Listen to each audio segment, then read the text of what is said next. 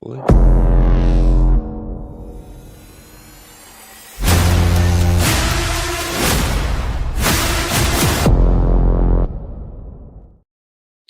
What's going on, Star Wars fans? Hello there. We are here. It is Wednesday evening, Star Wars Jedi Chat podcast. Nick and Derek are with me. What's going on, guys? Hey, how's it going? Hello there. Good. I missed you guys last week, but I was watching Nice. while I was sitting in a board meeting. We always miss you, Derek.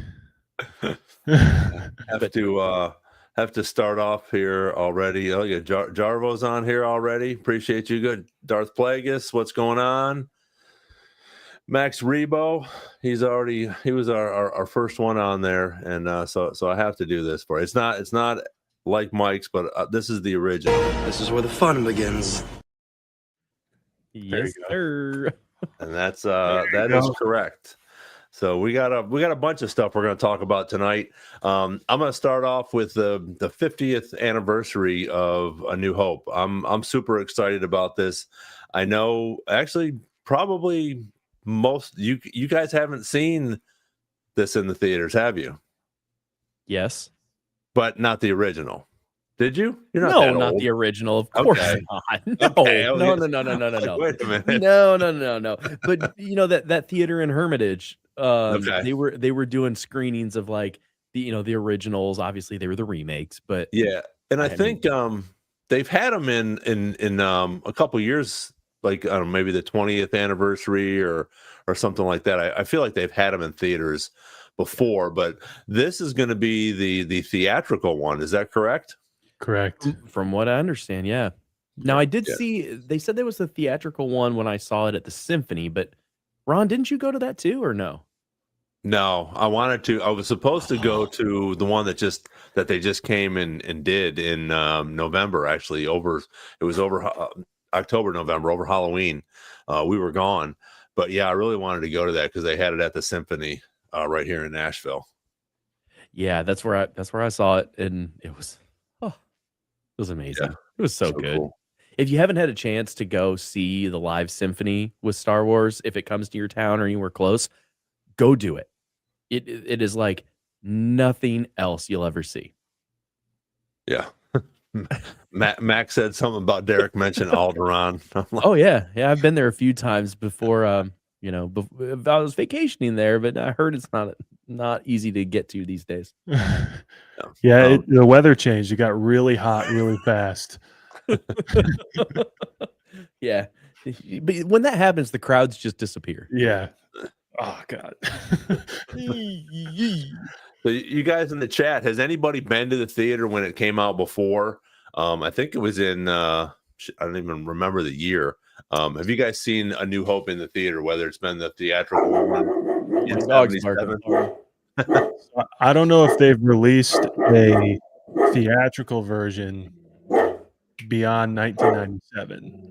Because 97 they put them all back through in the theater prior to Phantom Menace with the special edition overlay. If I'm not mistaken.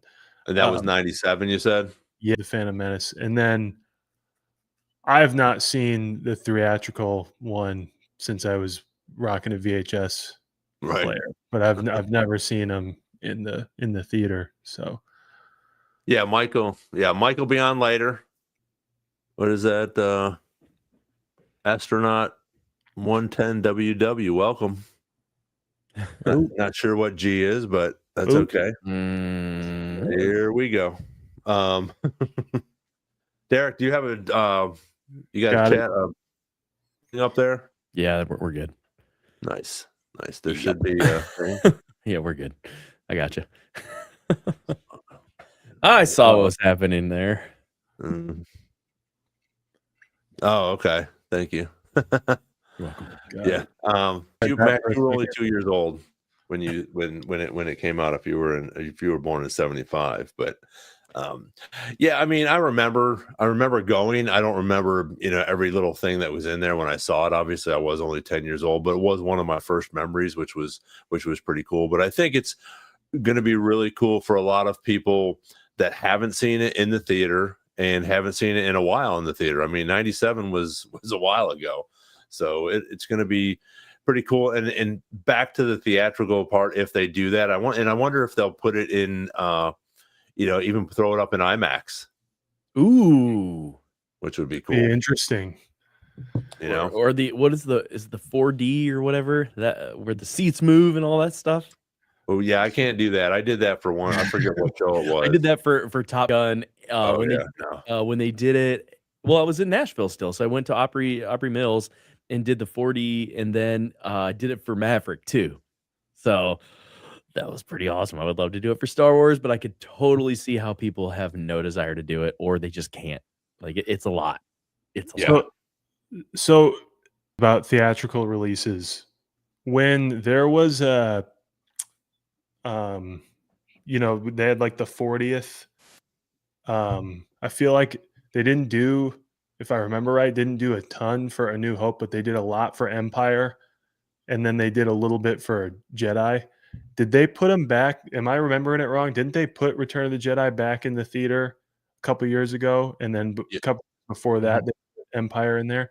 And I would assume that'd be special editions because that's all we have. Yeah, I'm pretty sure they were, because I went and saw both of them. Because if they come back to the theater, I'll go back and watch them, no matter what they are. Which but yeah, I'm pretty sure that they were all just. It was like 2 years ago. They put Jedi through for like 2 weeks, the same way they did like Revenge of the Sith this past year. I feel like, but that wouldn't have been theatrical release. It would have been, So it's a good opportunity for people who haven't seen that. For sure. And it's so cool just to see it. I mean, Star Wars was meant to be seen in the theater, which I agree with them. But I also think if you have even if you have a small TV at home, but if you have a decent sized TV and a nice, sound bar, Mandalorian is freaking awesome, and Kenobi and all those live actions are great on TV, and so is A New Hope. But just to see them in the theater, just to sit there, I went and saw a little bit off topic, but I went and saw the double feature of Kill Bill in the theater the other day, which was fun because I haven't seen that. I haven't seen both of them like that, obviously, probably since the last time I was in the theater. I'll watch them a little bit on TV, but it's just something about being in the theater and watching with other people. And, I think this thing hopefully for Mandalorian and Grogu that, we can hopefully all go up to Boston and do that as like a fan thing, which would be cool as hell for all of us to get up there and just have people in the theater that we know or are acquaintances with and still able to enjoy it so much, because it's just so fun to be in the theater. Oh, for sure. That's why, like, my house, like, I'm the bachelor guy now. So I've got these really, really amazing ATC speakers. So if anybody, I'm an audiophile, like I'm a music studio guy and whatever. And I got gifted these speakers, and they're 2 pods, and each pod has 3 speakers in it. And it's like, almost like a pyramid style. If you Google ATC speakers, you will understand. I got these for free. I get free stuff all the time. You'll understand how much these things cost. And then I've got 2 subwoofers. So like when I watch Star Wars, which is like almost every day, it's just it is absolutely wild. So and Ron knows. Ron used to come over to my old studio and we would watch Mandalorian. And to me, the experience is that theater-like experience. And I think maybe with the shows, that's one thing where people are missing a lot of it. And maybe that I haven't, because that's how I watch everything. But it fell off the back of the truck. No, they were gifted to me. I swear. Got proof. They might have fell off a truck. That's not my problem. But to me, I've always watched all of the episodes or the vast majority of all the new shows and things on a really good theater system. And that, especially like Andor, that made everything so much better because I could feel it. Like when you can feel the bass, if you're just watching on your phone or like the normal speakers on your TV, you're not feeling what the sound engineers are doing. And that tells a lot of the story. And I know this wasn't something that we were thinking about talking about tonight, but I'm an audio guy. And when you have someone whose full-time job is to tell a story through sound that's not your voice, feeling those parts is a huge part of the experience. That's why when you go to the theater, you get a different outtake from when you're watching it at home. Like, so I didn't watch Solo in the theater because I was like, oh, I'll wait till it comes on video. And stop it, Ron. And so I didn't watch it in the theater, but then I watched it at home. I was like, wait, was that good? And I think I texted you, Ron. I was like, was Solo good? And yeah, Derek brags about his home stuff. It's pretty badass. It's pretty badass. But I was like, Ron, was Solo good? And you were like, no, dude, it was really good. I'm like, oh, everybody said it was bad. I loved it. And then I went into my studio and watched it. And then I was like, whoa. And when you can feel that and you can get what they were really trying to portray with the ships and all of the different things that were happening, that is a huge experience in itself. So as these movies are coming back out in the theater, I just beg people to go watch them in the theater. It's a totally different experience. Oh yeah, well, and the music, like you said, the audio. I mean, John Williams has just done a freaking amazing job with bringing that, and just to feel that, like you said, the during the shows in the theater is just such an experience because most of them, have the surround sound, and it's just so incredible to listen to them because you can feel that when that music starts up. For Duel of the Fates, everybody on this podcast right now, I bet probably gets chills when Duels of the Fates comes on, because again, we can just recognize that when Kylo, even, even for me, when Kylo Ren's theme comes on, I'm like, oh yeah, here we go. I love it. It's just such a good, it adds so much. And obviously in the theater, it adds even more. But, as you watch the first one, like you were talking about it, you don't get the same effect on your phone or on your iPad or your computer if you're watching it. But I think at some point, if you watch it like that, it's really cool. And then you can go back and catch up on little things on your phone or on your computer and stuff like that. But yeah, John Williams is the GOAT. I mean, he has, I really believe no that one Star better. Wars, huh? No one better. There's no way there's a better composer for movies. No.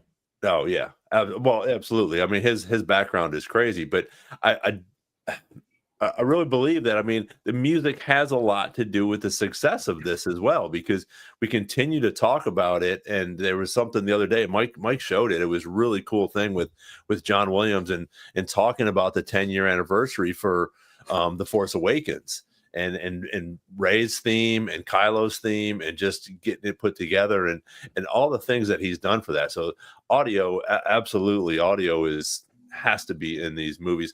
Even some of the things that we watch or some of the shorts that Derek, you've probably done, and I know I've done, and Mike's probably done them, but taking a really cool scene and adding Thunderstruck by AC/DC or something else to it, to some of these battle scenes and things like that. It's so cool, even though yes, the music's original soundtrack is the best for it, but adding some of these cool songs to them or sound effects is so fun to do as well, and it gives it a little bit different meaning as well, which I like.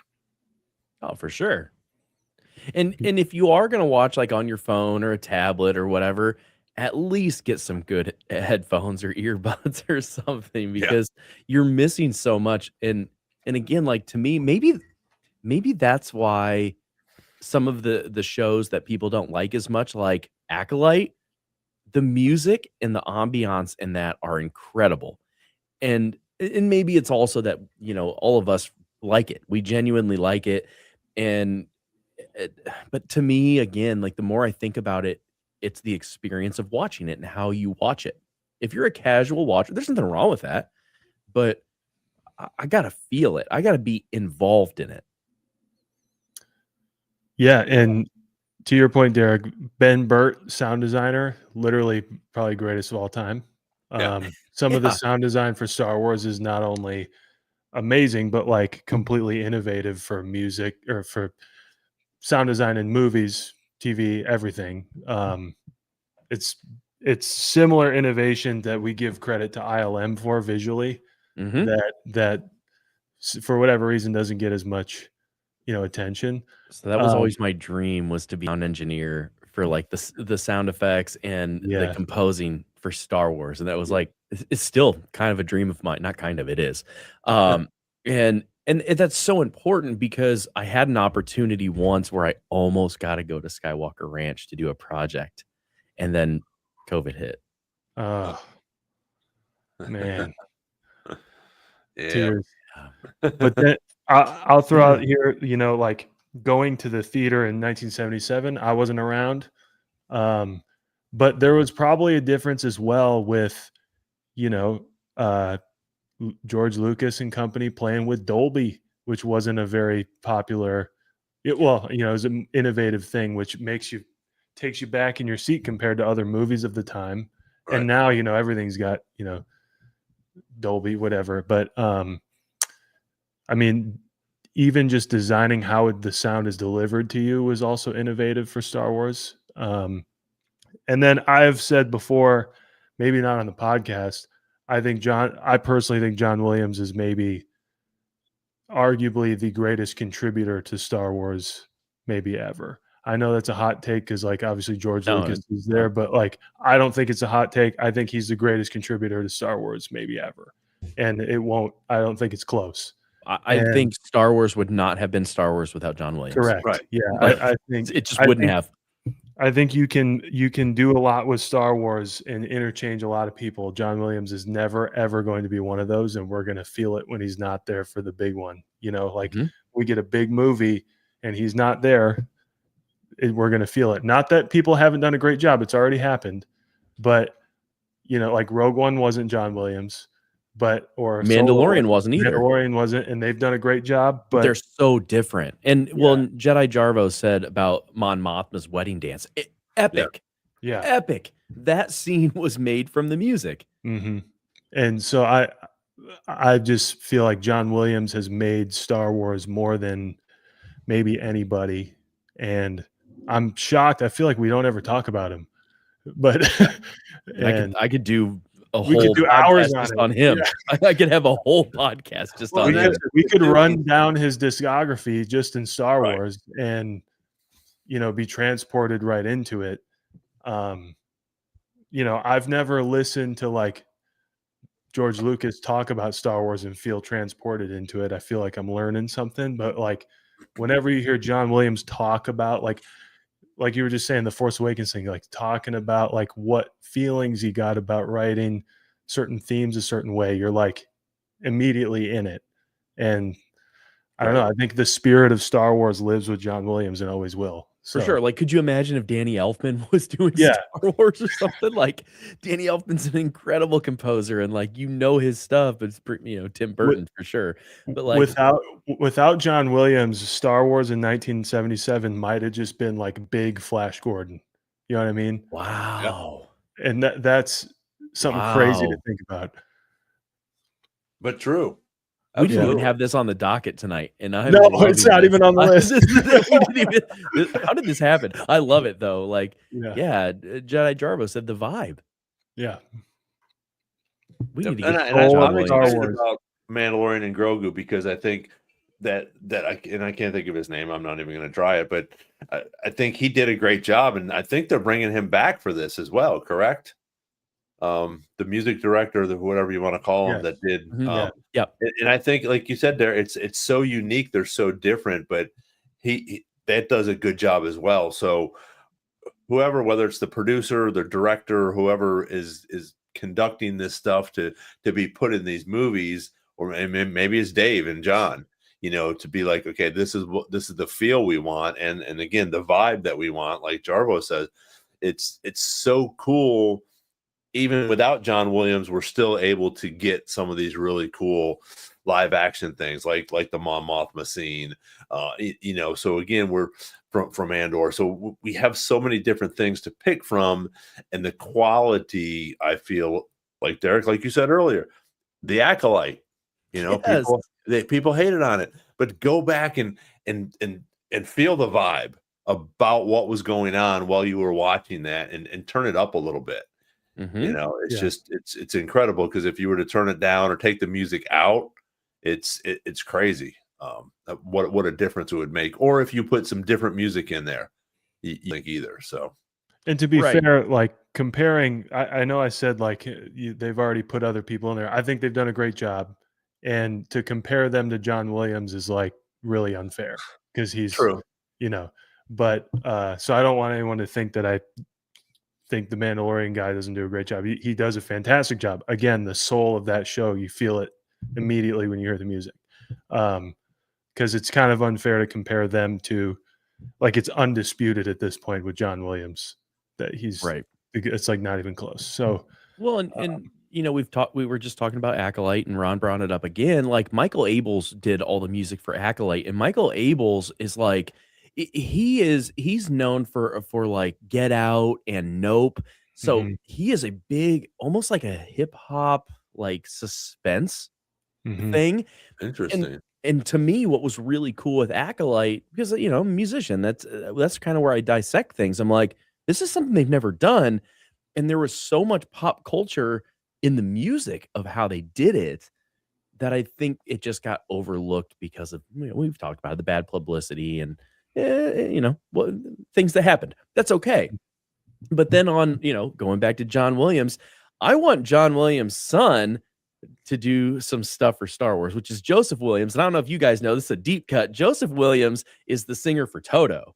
And he did like the Gummy Bears theme song and like all of this stuff. So John Williams' son. Oh yes, I did actually. I saw something on that a little while ago. That's funny you brought that up. Yeah, I did not realize that, that's pretty crazy. Yeah, just put him and Steve Lukather in the studio with. Oh my god! Boo, boo. Which also, I sent all you guys the stuff from the Christmas special. I didn't realize that Jefferson Starship was in the Christmas special. In it, yes, they're in it, and it was great. That was the first concert I ever saw. Really? Yeah. I mean, the dual concert, Jefferson Starship and Survivor. Wow. Oh yeah. For free in the park. I mean, I'm from Illinois, so REO Speedwagon and all of those bands, like, yeah. Kevin Cronin and Joseph Williams are buddies, so all good.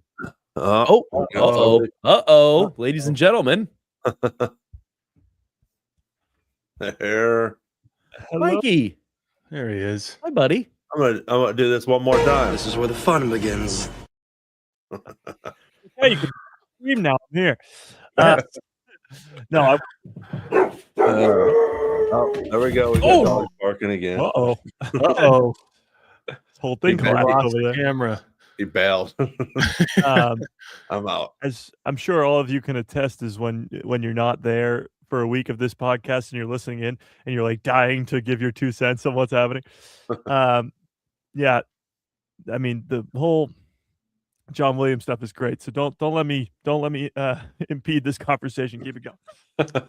Well, it wasn't even on the docket. So yeah, I know. We're just talking about, bringing the 50th anniversary, back to the theaters. Yeah. And just how incredible that is and how incredible the music was back then. And they continue to just, bring it alive, whether like we were talking about with the Mandalorian, but John Williams is the GOAT and he's just doing such a good job. And that thing that you had, I think, was it yesterday that you showed for the 10-year anniversary. It's such a cool. His old camera fell. Cool. It's such a cool thing for him to, be involved in all of this stuff and do Kylo and do Rey's themes. And I think you can, at least I did, especially in that interview, that he's so excited about it and he's genuinely, loves doing this stuff, which I think is really cool. Yeah, I mean, and as you guys sort of touched on too, Star Wars now, John Williams isn't making any of the music anymore, but it's so like everybody who's come in has taken from what he made. Like it's all just, he laid the groundwork. It's much like George Lucas. George Lucas lays the groundwork. He doesn't work on Star Wars anymore, but still everything goes back to what he did. Same thing with John Williams. Everything ties back to those, I guess, original themes and all those things from the original trilogy and the prequels as well, I guess, and the sequels too, because he did those as well.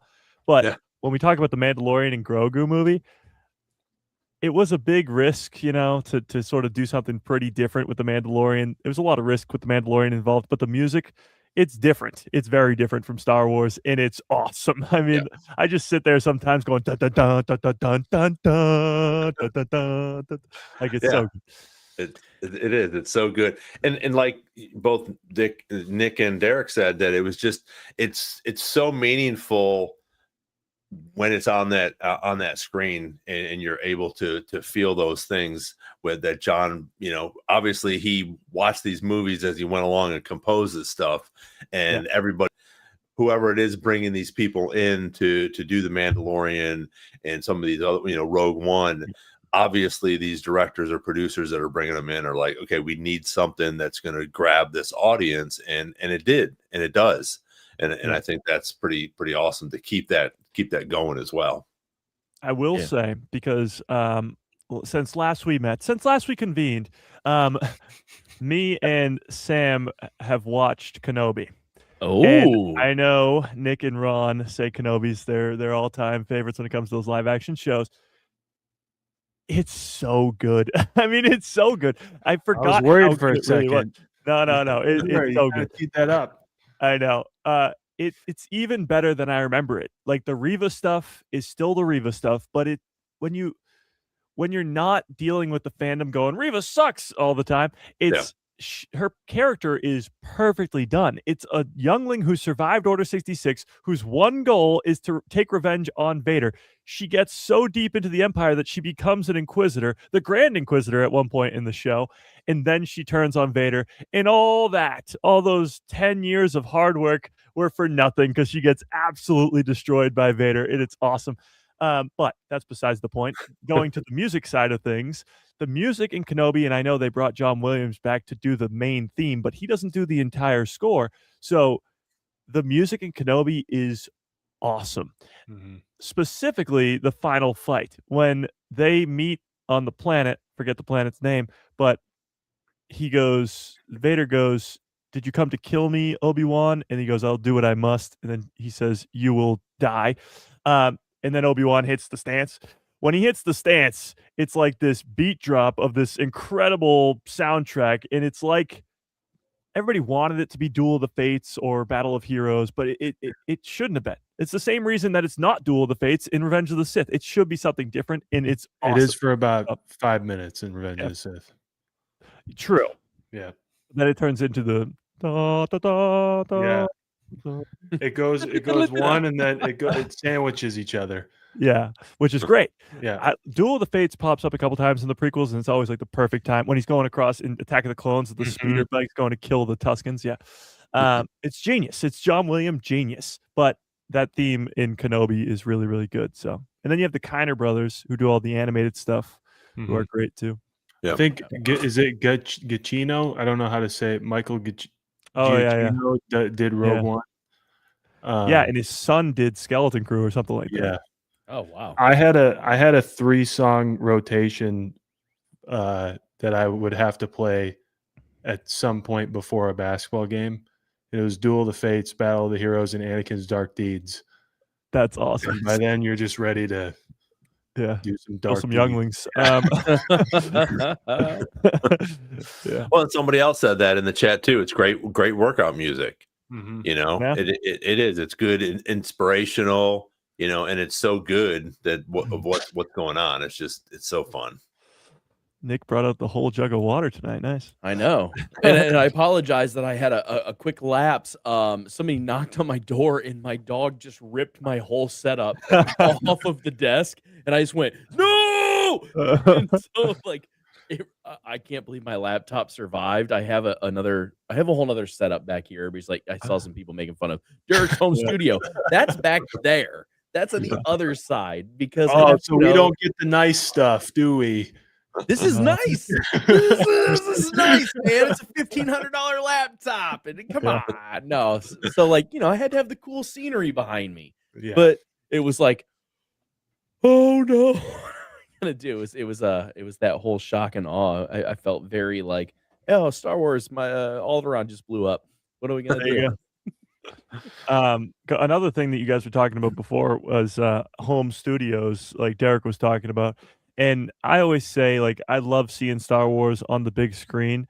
And Nick brought up Return of the Jedi a couple of years back. I did see Return of the Jedi when it came out 20th or 40th anniversary. Um, it was this last year was Revenge of the Sith. The year before was the Phantom Menace 25 year, and then the year before that was the 40 years of Return of the Jedi. And it was the special edition cut. The weird thing about this whole 50th anniversary thing and it being the original cut is that George Lucas always said that, like, he didn't finish the story, so he made these special editions to finish it. And I was watching actually yesterday the different shots of Mos Eisley, because it turns from a bus stop to a city, like an actual city. And that's sort of the idea, was they didn't have the money or ability to make all those special effects scenes that he adds on later. So it's kind of interesting to me. Granted, I do want to see the original cut. It's kind of interesting that Disney is doing this, because George would never have done this. He would have never released the original because he thinks that the original's not finished. Yeah, he vehemently like defended the special editions. Yeah. So that'll be interesting. But I also think it was good practice, might not be the right word, but good practice for the prequels, because a lot of that stuff was incredibly innovative at the time. And we look at it and go like, man, the lizard walking past them looks awful. Why is that even in there? You know, or whatever the critique is. But like at the time, that stuff was pretty brand new. And that's the exact type of technology they were kind of like trying out for the prequels that led us to the entire movie industry being changed. So the prequels are pretty crazy, but when it comes to at least the Phantom Menace, if you go to the Phantom Menace and watch the scene where Obi-Wan and Qui-Gon are talking on Coruscant looks like very different. We'll put it that way. It looks very different. And then in Attack of the Clones, only 3 years later, there's this whole chase scene through Coruscant, and it looks awesome. And then in Revenge of the Sith, the fight over Coruscant, it just keeps getting better over just a couple of years because the technology gets ridiculously better. It's crazy that Revenge of the Sith was 2005, because CGI now still looks worse than that. I know. It's 20 years ago. Yeah, it's really incredible how I think you can still look at some of these dogfights from the original 3 and they're just as good as the ones nowadays. Yeah. You know, I mean, there's little bits and pieces and sometimes you can pick, but I mean, if you think about, I mean, it's going to be 50 years, in a year and a half. And what he did back then with the special effects and like Nick and Derek were talking about earlier with the sound effects, just those things of, tapping wires and finding little goofy things to make these noises for the TIE fighters, or how Chewbacca's going to sound, or, R2-D2, just different things like that. Is just incredible how they were able to bring everything to fruition. And we're still talking about it, for hours. I think a lot of that is because of, I don't want to say crudeness, but because of the more analog version of it, there was so much more. Your brain automatically has more suspension of disbelief. And when you see things that are cohesive like that, it's a pretty industry, like it's an industry term. So it basically lets your brain turn off of how things work.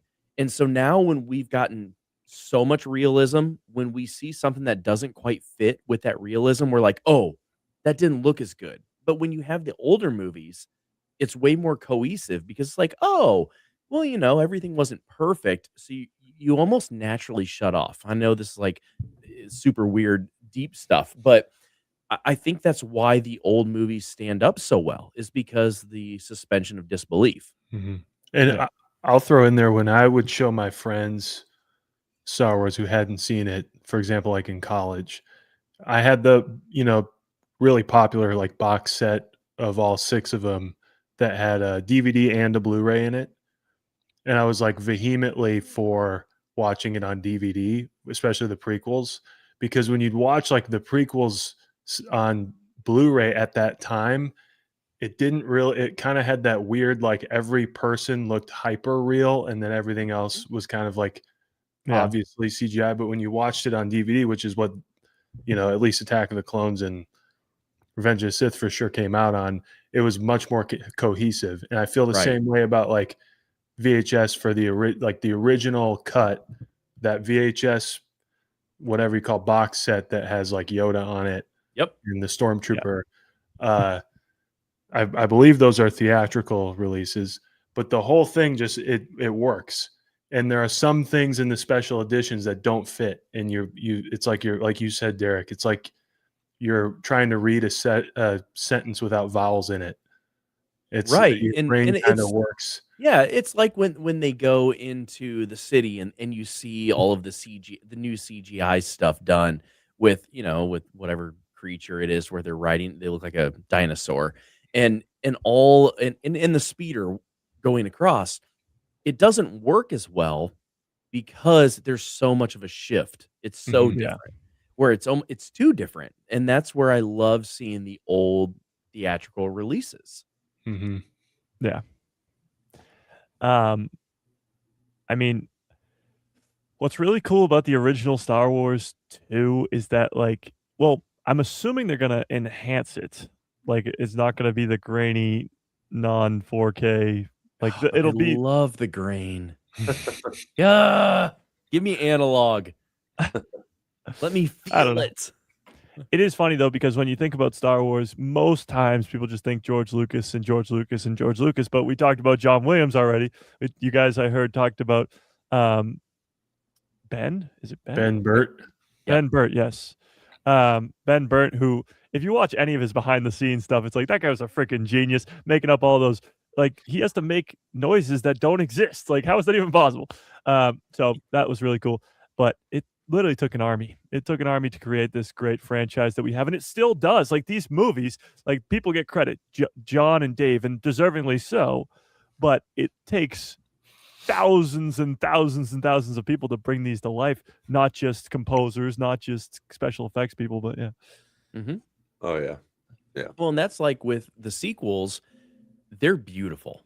They, Oh, they yeah. are absolutely gorgeous. Yeah. And if the storyline doesn't line up, okay, we talked about that, but you cannot deny that they're beautiful and they're cohesive.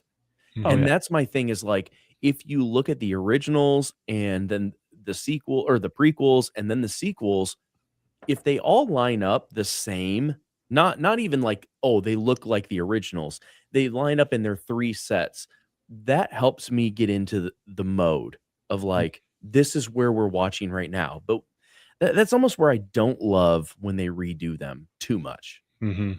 I like Yeah. that grit. I like that grain of, let me see the problems that they had in the original ones. Mhm. Because man, they look good. They look good.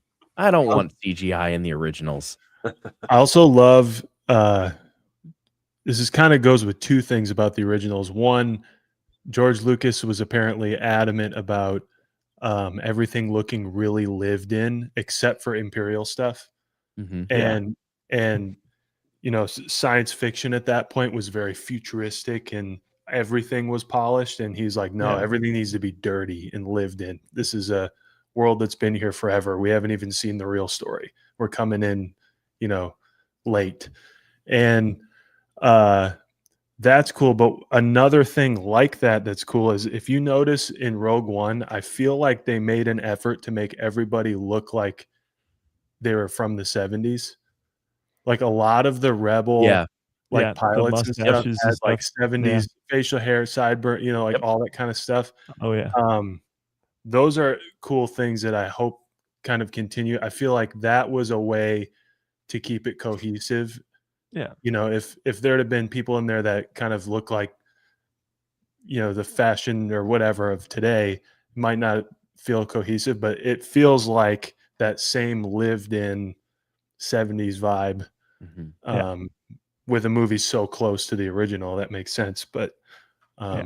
I agree. I like when it's all that each era kind of has its own cohesiveness, and that's okay. It doesn't Right. all have to look the Right. same. Well, Papa Boz just brought up a good point, was the originals with better lightsabers. I Yeah. agree 100%. There are things. There are definitely Yeah. things, but like I don't want to see like late 90s early 2000s CGI in the originals. It's not good. you know, and I know what they were going for. It was great. Like when it happened, I was at that age range where I was like, this is so cool. But now I'm like, I kind of would just like, you know, when they have potatoes and shoes in the background, and that's fine with me. There's My camera went there again. it goes. There's another part of it. Like there are a couple things that are cool. Like I think the first Death Star explosion was updated and it looks great. You know, like that. It looks awesome. But then the like one that always gets me is the Sarlacc pit. I wish they never put the beak in there. You know, in the theatrical one, there's no like beak and tongue. And it was just this kind of mysterious monster in the sand that people fell into. And that was one where it's like, did that really need to go in there, or were they testing it out? But there are some things like the Death Star explosion. I'm sure there's many, many more that I think that look good.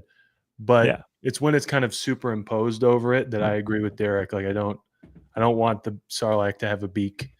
You know, that's just me. But there's so many things, I think, which is cool though with the new technology, and I don't know if I think we all got that the other day, the whole Grievous thing.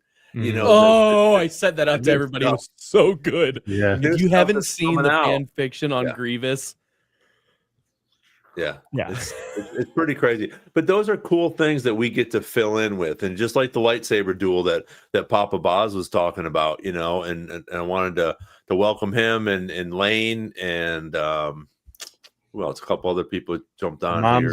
Mom and Dad are on here. Baker. Mom and Dad. Hey, Mom and Dad. Brandon jumped on here. We appreciate you guys coming on. But I think that whole new, and I'm sure we've all seen it, that one where Darth Vader and Kenobi, and this was a few years ago before AI and stuff was really getting into it. And it was really cool. We have to again think, okay, that lightsaber duel was almost 50 years ago, so it's going to be a little janky. It's going to be a little bit different than when we saw when Ewan and Hayden came in and Ray Park, and we started seeing all that stuff. For me especially, you know, and probably for you guys as well, but for me, seeing the OG stuff and being like, okay, that was cool at the time, and then seeing this stuff, it just blew my mind. And I think that we still love the originals, but love to see a Kenobi and Vader done over again, you know, or to see a Grievous and how Grievous was, you know, how Grievous came to be, you know, and these things are coming out just more and more, which I think is, I think it's a double-edged sword for us at this point. We're going to get some cool, great material. I just don't want people to go too far and try to think that they can go back and redo the whole, you know, Star Wars trilogy, you know, in AI. I don't think we need those type of things, but these 8 or 9 minute things, almost like the, you know, Tales things that, you know, these 12 or 15 minute things that are coming out and giving us so much information more on Asajj or Barriss or whoever they're going to be with. I think those are really cool to bring these in, because the people that are doing these are probably are fans like us. I think, you know, as much as Mike does with his what ifs and things like that. I mean, he's obviously a true fan and spending time to think about all these things in the lore, so that you're not getting just beaten down by, you know, people saying, oh, well, he was too young for this, or this wasn't there at that time, you know, or you just made this planet up. These people and like us are just so into this lore and being able to bring these things to life and make them look so good nowadays. I think it's just gonna help the franchise as well to bring more of these things into light and give us some more answers on some of these characters. I also I think Max Rebo's right. Fan movie of Cal Kestis on Alderaan right before it blows up, because he's still safe. It's just orange. Well, I think too. Without Star Wars, it's without the fans making and doing all this fun stuff. It's Star Wars doesn't exist without its fans. Obviously, no franchise does, but it's what keeps people around is the idea of what ifs in the universe, or the idea of like now with technology being able to create those scenes and stuff. I will say though, what they have done with the, I guess, sort of explaining why the lightsaber duels in the originals are so slow is pretty genius, because In A New Hope, it's an old man versus this robot. And yes, the robot is very, very powerful, but he's still moving like a robot. And what they do to sort of explain that, going back to Kenobi, is when Obi-Wan's fighting him 9 years earlier, 10 years earlier than A New Hope, Obi-Wan's still jumping around like he's pretty young. It's slower than Revenge of the Sith, but he's still pretty young. And Vader is still very slow, like still very mechanical and like a robot. So they do explain it very well. And then Luke has zero training, so he can barely wield the lightsaber, and then he gets more training, so the lightsaber duels get better and better and better. And then in the sequels, those two have very little training, so it's not as good. And then when you go to the prequels, they're the most well-trained Jedi of all time because it's the peak of the Jedi Order. Yeah. So it does make sense. They've made it make sense. It does. And there's an added detail too that someone pointed out, like in Kenobi, once Obi-Wan's got his juice back, you see Vader start double gripping, and it's kind of like the way he does with Kenobi in A New Hope. He's two hands on the thing, and you can assume like very careful. Whereas the rest of the trilogy, he hasn't put two hands on it the whole time he fights Luke until he's like, hammering him. Now, is it careful or is it more emotional? Probably both. Yeah, a little both. Because he's now lost to him twice. I feel like he's like, I'm gonna do it for real this time. And also, what's he doing here? Yeah. Well, one of the best parts of Kenobi is just that. Like, they explain or show, I guess, that Anakin is still very emotional with Obi-Wan. Like, that's why he decides to go after him and leave the rest of the rebels just because he only wants Kenobi. He's so obsessed with it. But also in episode 5, when they do the flashbacks to their training sequence before Attack of the Clones or during Attack of the Clones, and they use that to sort of go back and forth with the real world because Anakin is still just way too emotional, and Obi-Wan's teaching him that lesson all those years before, and he still hasn't learned it. And it's perfect because in A New Hope, his first line is, or one of his first lines to Obi-Wan is, when we last met, I was but the learner, now I am the master. Like, the Obi-Wan Kenobi show, although there wasn't like a need for it, I suppose, it does answer a lot of, I guess, open-ended questions that are brought up in A New Hope, which is really, really cool because without it, yes, the last time they met technically on Mustafar, he was but the learner, now he's the master. That makes sense, I suppose, but it really makes even more sense when you watch Kenobi, and it's awesome. Yeah. Hey, guys, Brandon brought up a point on what the show is supposed to be about tonight. Yes. About KOTOR and Knights of the Old Republic. And some of the news there. Should we shift? Yeah, let's shift a little bit here. Now, before we shift, though, I wore my Dark Jar Jar shirt that I made. That is awesome. I wanted to know if we made a Darth Jar Jar shirt for this podcast, would anybody want it? I'm going to put it on the poll because I would totally do these for everybody if they wanted them. So, do you want a Darth Jar Jar shirt? All right. And while you're answering that in the chat, I also, if you guys are liking this stuff tonight, we need. So if you get a chance, hit a like, subscribe, tell your friends about it. I know we've gotten a little off topic, but yeah, let's jump into this game a little bit. It's one of my favorites, and by one of I mean my favorite.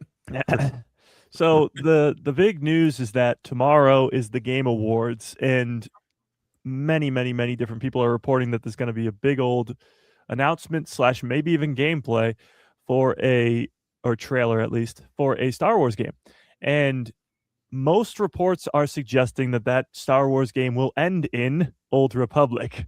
Kind of funny that they phrase it that way, but end in Old Republic. Could be Knights of the Old Republic, could be Star Wars The Old Republic, but I assume Knights of the Old Republic because that game was announced 4 years ago. And since then, we haven't really gotten much of anything about it. Now, some people still think it could be a part of an announcement for maybe Jedi 3, Cal Kestis, or Battlefront 3, which some people still hold out hope for. But I think all lines are pointing to a KOTOR remake, which they announced 4 years ago, and actually getting some sort of trailer or gameplay. And there's a little bit more that backs this up because, and it's a really weird story, but there was a re-release of KOTOR 2, And in that re-release, they said that they were going to put in the cut scenes or the cut footage that they didn't do. And so somebody like sued Lucasfilm Gaming over it. And in all of this came out the information that the reason they didn't put those cutscenes in is because they are working on, or at some point we're working on a KOTOR II remake where they were going to put in those cutscenes. So they didn't want to put them in the re-release of the game. So that would mean that yes, the 4 years ago announcement of KOTOR 1 is still in active development, and KOTOR 2 remake is not too far after it, which for many people who play the game is great news. Right. Well, but let's be real. Like, Nintendo has ruined all of this. Oh, Mike feels conflicted. Here's my take on this. It's like Nintendo was going to have the rights for the Switch to have like KOTOR 2 redone, all this stuff, and then it got messy. Like Nintendo likes to do, where they charge $100 to own a game. And I'm not a Nintendo guy anymore, unfortunately. But like that was where it got really messy. Was what's this going to look like? And then when all of that kind of went down, then the class action lawsuit came along. Yes. So thanks, Nintendo. But all that to say, tomorrow is the Game Awards, and there's going to be a big Star Wars announcement. Whether it is KOTOR or not, it's pretty exciting. I mean, we haven't gotten a Star Wars video game that's been a big deal in a long, long time, it feels like. So, well, Project Juliet is going to happen. And so if you don't know, just Google Project Juliet, and it's going to happen. I'm going to put money on this. It's happening. Do you guys know what time and where this is on? Yeah. It's 8 p.m. tomorrow. I think 8 p.m. Eastern Standard Time. I could be wrong. What I think you're right. Is it like ESPN or TBS or what? I don't know. Let me look it up. Yeah, let's look real quick. Have you guys all just because I'm not the gamer, so obviously there is a Knights of the Republic, Old Republic game out, correct? Yes. Well kind of. It's a 23-year-old game or whatever it is. Yeah. Okay. It's very. So does this have anything to do with that? Yeah, it's a remake of that game. Yeah. Okay. Yeah. But and then they're also talking about a number 2 as well. Well, the second one did come out. Yeah. There is a second one. Yeah. Oh, okay. Yes. That's where Nihilus is from. Yes. The second one was sort of, that's all your Revens and your yeah. So the first one is about Revan and sort of the I guess it's Spoiler about him as true. That's the biggest reveal of the whole thing. People by now know that. It's been 20 years.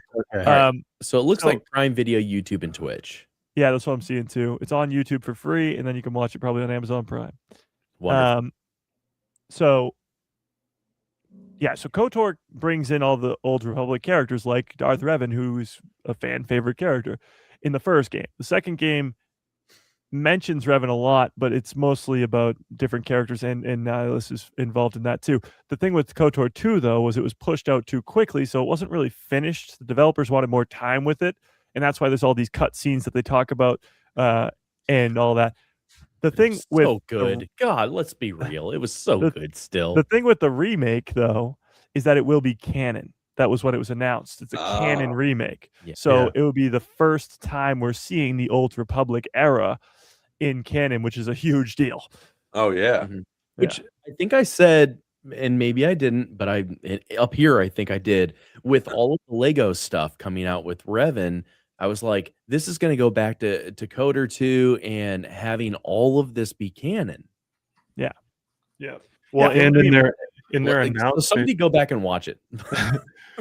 in their announcement for working on the game 4 years ago, it was like a very cool sort of like animated Revan clip.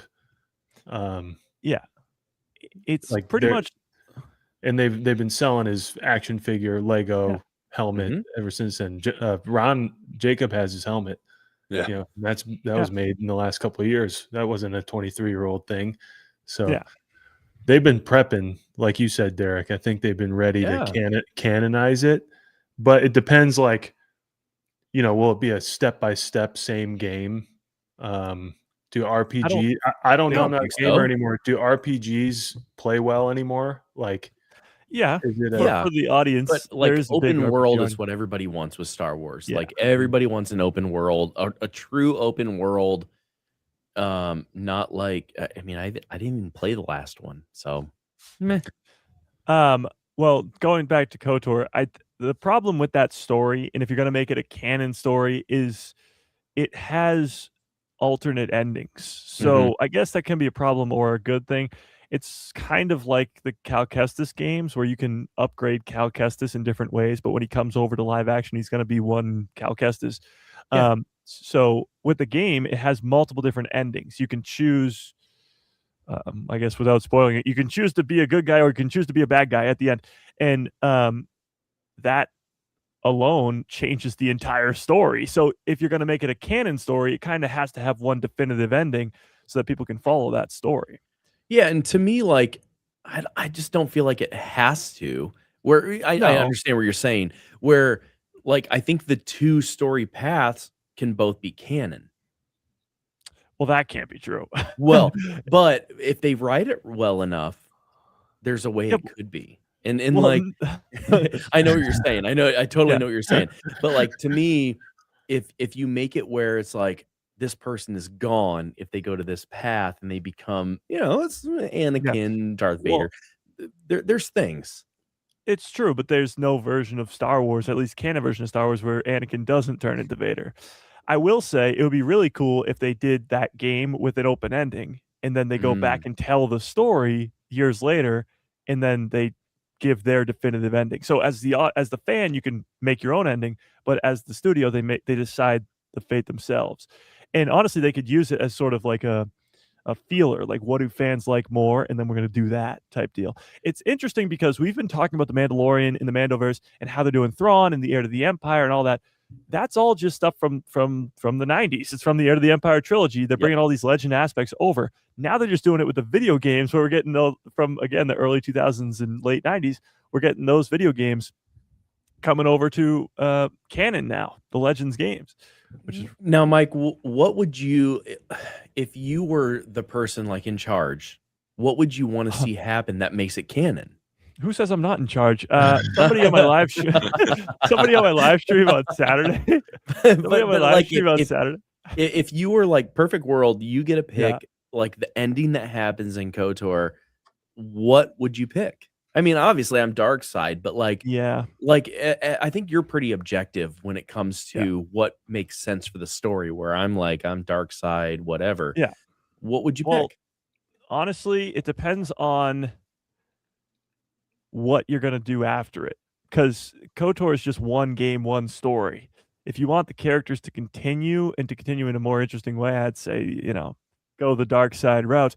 But it is tough.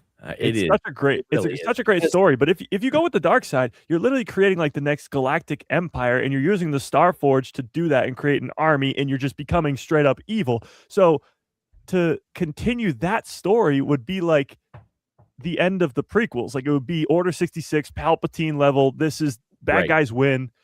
So you can do that. I mean, they've done it before. You can do that. But if you're going to go the happy ending route, if this is the end of the story, which it honestly shouldn't be, it should be the beginning of the story.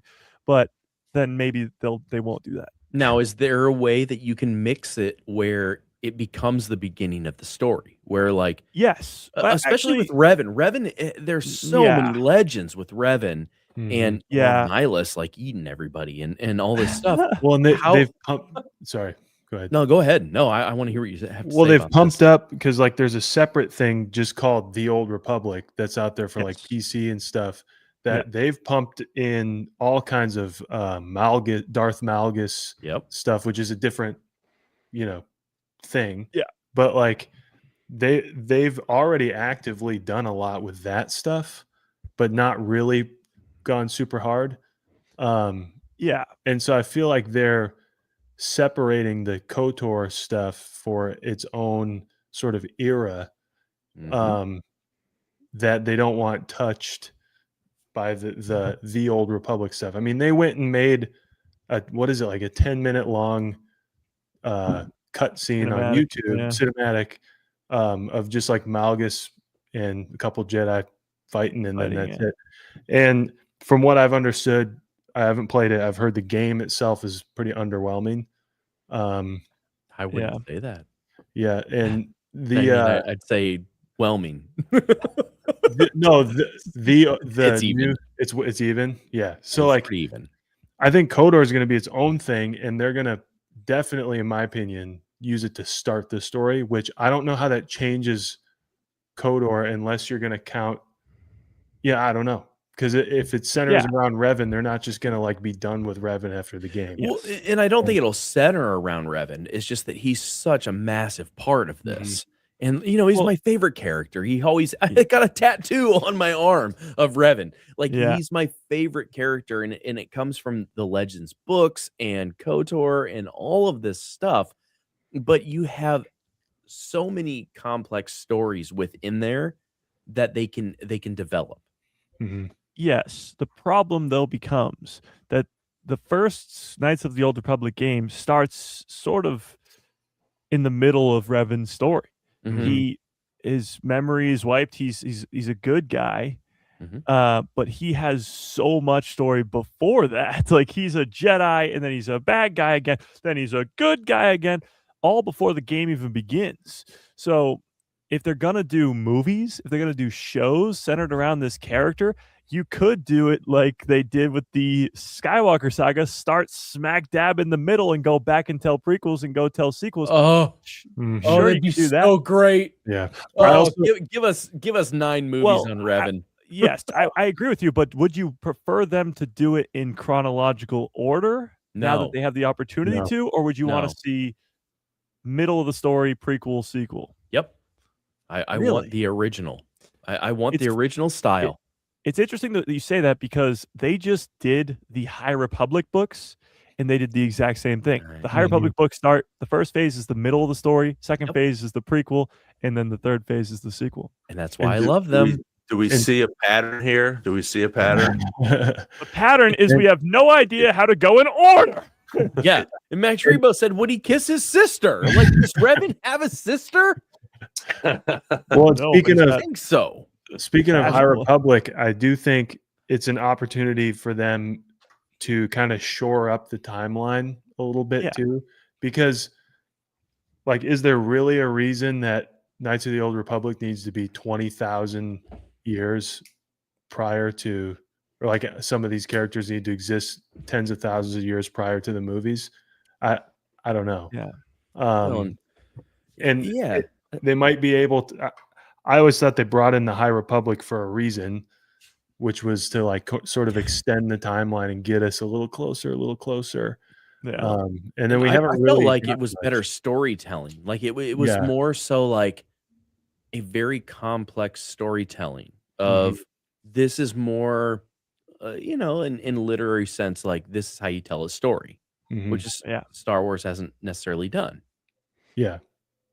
I mean, I loved them. Yeah. So my thing with the Old Republic is if you're going to go there, you have to go there. Like movies, shows, trilogies all have to be Old Republic for fans, normie fans, I suppose, to sort of understand what's going on. Because you're going to a brand new place in the timeline. Think of how confused people are just watching The Mandalorian. Like I get asked all the time, when does this take place in the timeline? And explaining that is kind of hard because yes, it's right in between the originals and the sequels, but that to a normie fan is confusing. So in order to do an Old Republic, which is thousands of years before the sequels or prequels and the sequels, you have to, I guess, go there and stay there so that people understand what's going on and who these characters are, and they stick around for a while, and you get trilogies and shows and all that. It's like getting a whole, like the last 50 years of Star Wars content we've got, it's like another 50 years of Star Wars content all about this one thing.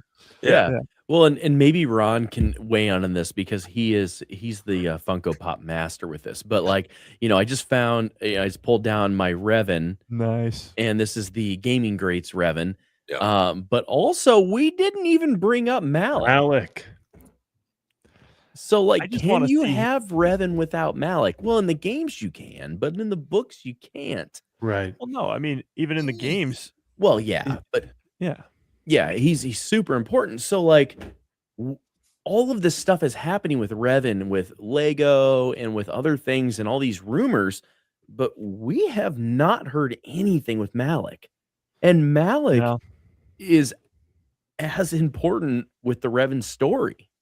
I just want to see the mouth come off. Oh, well. Should I take it apart? Well, yeah, I can do this. I mean, I'm happy. This one's in plastic. I never keep them in plastic. Well, the coolest thing of all this with the Old Republic time period is that we are not limited to 2 Sith. Because as most of us are, we love the bad guys. But when you have bad guys that are sort of infighting, obviously Palpatine is trying to, keep his apprentices from killing him. That's always how the rule of 2 works. But when you have hundreds of Sith all fighting against each other for different powers and all this stuff, like that is where things get really, really cool. And then you add in the Jedi Order and all this other great stuff. There is so much for like unlimited stories. How long before Revan and Malik is Bane? After. Oh, he's right? after, yeah. After. Yeah, starts the rule of 2. Okay, Yeah. so he's after. Yeah. Okay. So I was about to say, like, this is an opportunity for them to kind of shore up where the movies and particularly the prequels claim this High Republic time, 1,000 years apiece, and 1,000 years that the Sith have been extinct, i.e., when Darth Bane gets lost, basically. And yet the Old Republic stuff is way before that. Like, these are separate conflicts. So Go I ahead, just looked go up ahead. a little bit of timeline stuff. Revan is born in 3,994 BBY, so almost 4,000 years before the Battle of Yavin. And it says he dies around 3,600. He's 300 years old. Yeah. He That dies makes sense, around then. though. And then not until 2,600 years later does Darth Bane come around. See, and that's where, like, as a Star Wars guy, I'm like, I love Star Wars and I know a lot. And I thought Bane was before. No, so bringing it back. rule of Bane 2. Bane is that's the what- solution to their too many Sith problem. Yeah. And see, and I love that like in my brain, I'm like, oh, I know enough about it. But then, like, the timelines get mixed up with a big Star Wars fan too. Yeah. Where, like, Bane's one of my favorites in the books. But again, these are legends. These aren't canon. So it's like, not yet. Not I yet. know. I'm Right. hoping. 'Cause We're all hoping. I mean, we're getting teases to it. We got Darth Bane in Clone Wars season 6. We just got Darth Revan actually in the Rebuild the Galaxy season 2. Like they're We got even Nihilus Exegol. in the wall on Exegol. Yeah. yes, Mhm. and Revan I think too. So you have these concepts, these characters, people in the background, people who are working on those things. They know of them and they are putting them there on purpose. So there is definitely some shift happening at some point, sometime soon. It's just going to start with this video game, which is weird, starting with a game. But I mean, Battlefront. There was so much content in Battlefront that was canon. That was so important that people don't True. even know. True, but that still takes place in the Skywalker saga. I'm talking about going to a does. brand new place in the timeline with a Right. video game first. Mm. I don't know how to do it because I mean the High Republic started with books and it wasn't that popular. As great as the story is, it's not that popular. Sad because they're so good. I know the story and the characters are so great, but I don't know. But either way, going to this new place in the timeline with a video game first, it could be interesting because the game already has a fandom behind it. But to get those other people to come around to it, the normie fans, you're going to need shows and you're going to need movies. But it might all start tomorrow at 8 p.m. Gosh. And do normie fans come over because of games?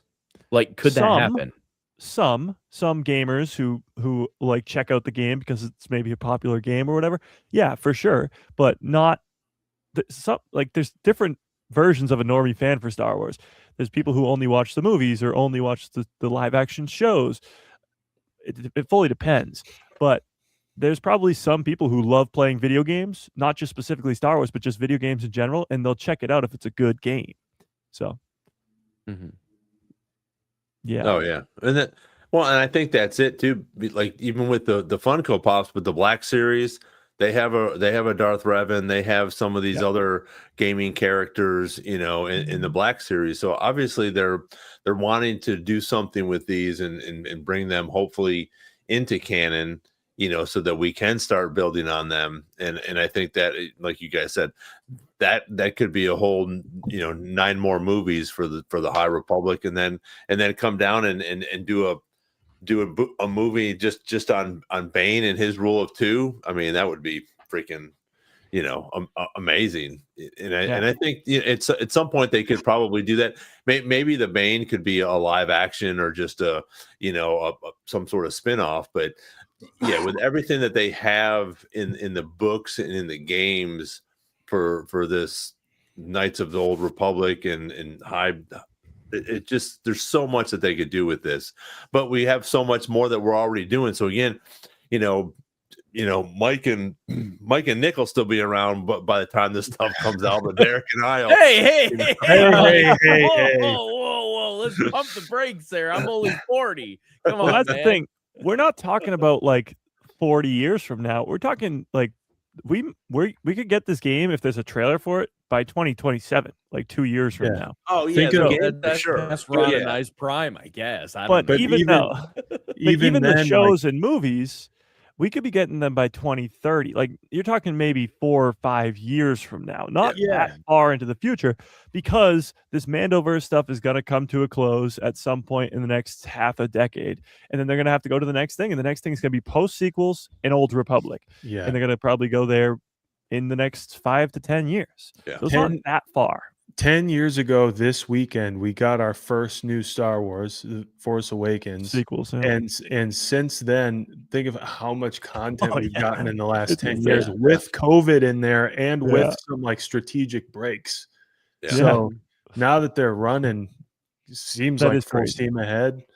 I will say, as I was looking up Revan's timeline a little bit, this is just the very brief I guess recap of his life. It says key time periods in Darth Revan's life: born in 3994 BBY, rose as a Jedi Knight and Supreme Commander for about 10 years, then becomes a Sith Lord, great, and then becomes imprisoned, captured by the Republic, and later tortured and mind controlled by the Sith Emperor for about 300 years. Then he dies. What a great life. Sweet. When you put it that way. Can I ask you guys a question real quick? Yeah. I'm going to look this up, but do you recall there being talk about someone writing a movie that was kind of nicknamed Dawn of the Jedi, or like the beginning? No, Dawn of the Jedi is being made by James Mangold. So that'd be presumably as far back as you may go, as Jacob points out here, right? Yes. So could you imagine at some point in this sort of era, however long it goes, having original Jedi stories, Old Republic in the middle, and the bookend is Bane? I mean, like, because that would lead you into High Republic time. I don't think we're gonna get Bane anytime soon. Well, no, I know. I just mean in the whole. I would love it. Yeah. I would love it. That sounds great, but the problem with that is the time period you just talked about, from the Dawn of the Jedi to the Bane, I guess, to the New Republic, to the High Republic, is 25,000 years, 24,000 years. That's a long time. The Skywalker saga. The Skywalker saga is like 90 years. Yeah, is that currently canon years. though? That's my question. Like, is it currently canon that Revan's 3,000 years ago? I see. So no. I feel like it's an opportunity for them to shore up the timeline, to sort of like put Revan maybe a little closer than he is, or put the Jedi thing, because I do think, talk about like confusing casual fans, I do think some of those like amazing Old Republic cutscenes, which are not from KOTOR but are from like the Old Republic remakes with Malgus and stuff, which everybody should go watch. Like it looks like you're in the prequels, right? And that's thousands of years prior, which can be confusing if you're trying to capture a new audience. But I think their opportunity to shore up the timeline is there, where it who cares if they shave 1,000 years off or something like that, just to be able to have a playground. I do agree that the Dawn of the Jedi thing should be very old. Yes. should be older than Old Republic stuff. But I think there's an opportunity there to like bookend the end of this whole run with moving into the conflicts that we read about in the Darth Bane trilogy and all that kind of stuff, because these are kind of separate things. But it's a way to maybe package it up a little bit, because it was kind of the Wild West with expanded universe and dates and times and stories and stuff when all this blew up. But I will say, and as you mentioned, they could shore it up by retconning something, but what I'm about to read to you is, for now, canon. okay. It says the Dawn of the Jedi era occurs from 25,025 Ooh. BBY to 25,020 BBY. It's a 5-year era. It was an era in the Jedi when the Jedi Order was founded by the Prime Jedi in dedication to using the Force energy to protect life. It was also the era where the Mark IV architect droid Hu Yang was created. So that's set in canon for now of 25,000 years. It's a long time. That's a long time. Long time. And what's honestly really cool about that is Hu Yang is 25,000 years old. Yeah. Like, he's just hanging out with Ahsoka, and he's 25,000 years old. But what I think would be the coolest part of the Dawn of the Jedi would be its connections to the Skywalker saga, which sounds ridiculous because it's 25,000 years before. But locations, Arc 2 or Tython, because you see the Seeing Stone in The Mandalorian season 2. Imagine seeing that Jedi temple when it wasn't buried underground, or like wasn't just ruins. Like, that would be so cool, because then you can just be like, this was it in its prime, and this is it when Grogu sits on the Seeing Stone 25,000 years later, and there's a connection there. Or the sacred texts that that Rey now has, that she used to do all that stuff. Like, or even the Prime Jedi. Yes. Like, that was a cool concept that they just dropped. Yeah. And little things like Tatooine having water. Yeah. That's yes, exactly. So as they travel across the galaxy, which by the way becomes even cooler too, because you got to think hyperspace really hasn't been invented yet, and all this stuff is going to be sort of implemented as they go. Like, that stuff will be new, and they'll have to evolve into that. Like, when we go to the Dawn of the Jedi, the ships will look very, very different, because they can't go to hyperspace. They haven't figured that out yet. And all that stuff will be, I guess, discovered as they go along. The Dawn of the Jedi stuff has me the most excited, not only because I love James Mangold, but because it is the origins. It's the beginning. It can connect to Rey and the sacred texts. Because I think, correct me if I'm wrong, but the sacred texts, don't they show like the world between worlds in The Rise of Skywalker? Isn't that how Rey learns to force heal in The Rise of Skywalker? Like, they knew a lot of stuff back then that got forgotten over time. And it's funny when you always look at Star Wars versus the real world. We talk about like the pyramids on Earth. Like, we don't even know how those were built. Like, we sit here and that was only a couple thousand years ago. Imagine 25,000 years ago on Earth. Right. It looks completely different. So how does the galaxy look different? And as Nick just brought up, planets look different. Tatooine's not a desert. Mustafar's not a fiery landscape. Like, Kamino's not underwater. That would be really cool. Yeah, there's so much that they could do with this, which I think, again, like you said, once they start to burn out this Mandoverse that they're doing now, and not in a bad way, but they're going to have to go back. And I think that if you start it now with a game like this and start to continue bringing people into the games, or maybe even throw up a live action or something like that to bring it to fruition, and have these guys now in canon, you can do so much more with the merchandising, which again brings in that money, but also continues to bring the franchise even bigger. And we get to go back into, and somebody mentioned it, like you guys said, 25,000 years ago, but it's almost like a Game of Thrones type of thing where there's no electricity or vehicles or vehicles that can't go into hyperspace, just different things like that they could do, which you could do 3 trilogies of that. And I think that's a cool idea, like what Derek said. I think if it's already established in the game, which it sounds like it is, do the middle part, and then go to the prequels and the sequels again. So I think that would be pretty cool. But there's so much information, and we have so many books and games and stuff on it already. They just have to figure out how they're going to tie that stuff in without pissing off too many people. And that's the thing that we deal with all the time. With somebody else mentioned that in here with, Keto Monday, just people freaking out because his birthday was off by a little bit, So it's, those are the hard things that they're going to have to do. But if you start with this game and you bring this game into canon, now you can go from there. And say, okay, this is where we're going from. But if you start to grab things here or there or do something that F's it up, then people are going to be pissed off. So you have to sort of be true when you bring this game in and you're going to call it canon and you start bringing these characters into canon, you're going to have to build their stories up and you can't mess those up because people are going to be pissed. Yeah. So. I mean, to your point too, like they already have these stories, at least in Legends. So bringing it over to canon, you can tell the entire story of Revan. But as Nick brings up, that's not that long a time. Yes, he, I guess, survived for 300 years, but the majority of his story is only in a couple years when he goes from being a Jedi to a Sith and I guess in between. But you have to somehow, you can't tell every single weekend for 25,000 years. It's just impossible. Like, you don't have that much time. Mm-hmm. So imagine being Lucasfilm trying to figure out what to do.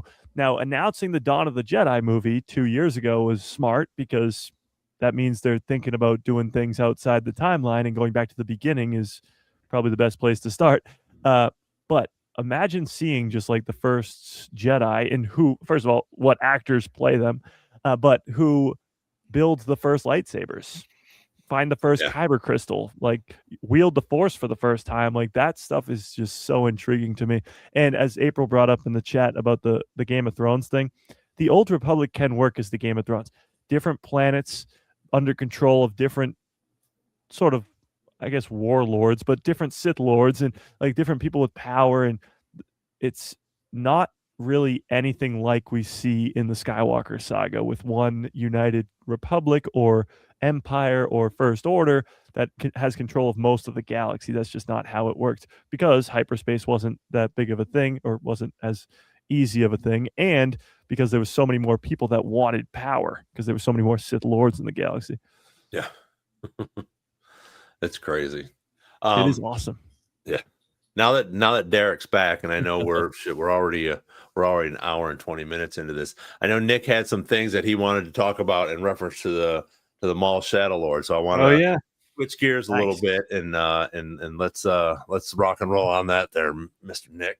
All right. Well, we talked about Shadow Lord last week, and I feel like in our patented way, we went after it.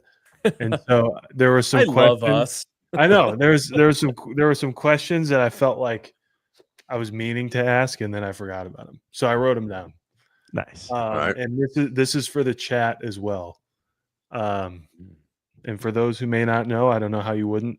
Shadow Lord is a Maul animated series coming. First thing that we're going to get in 2026, presumably. Whoa. Right? So it's the first thing that we're going to run into.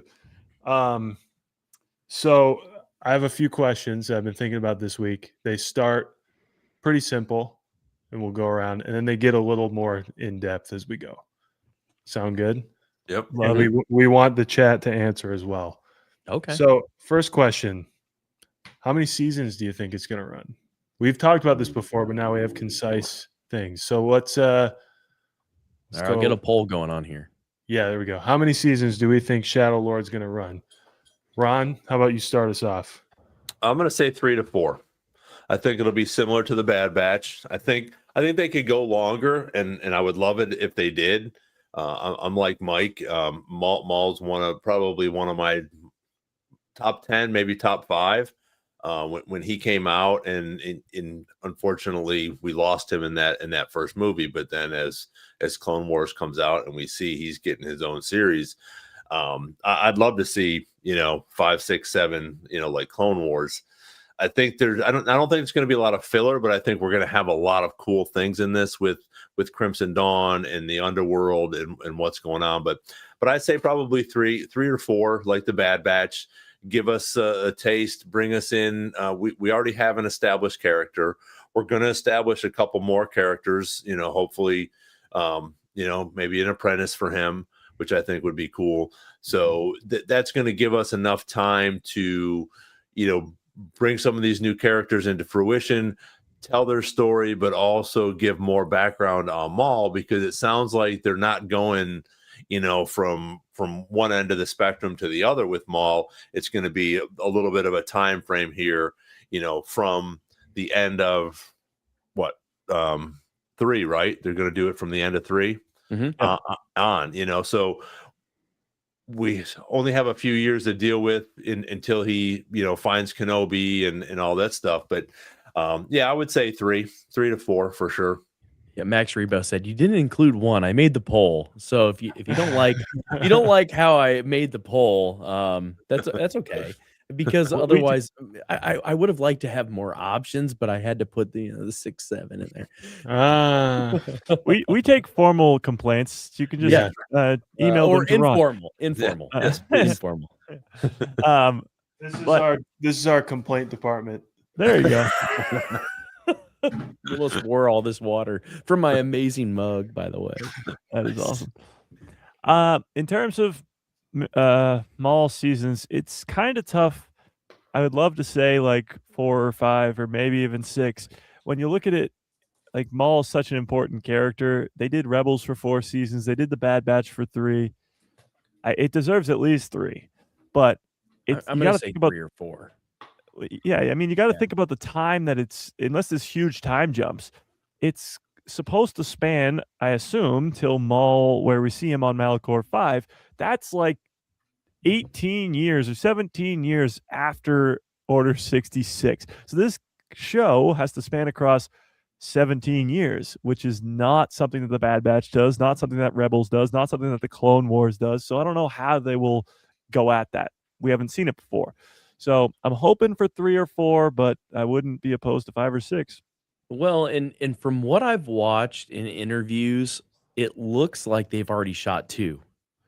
I agree. From the start, like seeing Sam talk.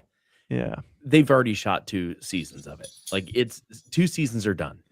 I think when we look at the Bad Batch, I think it was pretty much maybe every other year was the release schedule. I could see it being like we get a season next year, we get a season in 2027 too. Absolutely. Go bang, bang.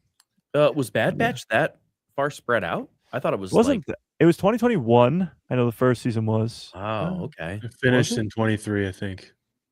Did it really? Okay. I think it did. 3 seasons, 3 years. All right, somebody Google that.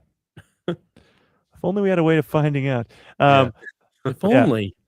So I would say, I hope 4 or 5, but realistically maybe 3 or 4 with some time jumps in there. Yeah. Mm-hmm. Cool. Nick, what's your thoughts?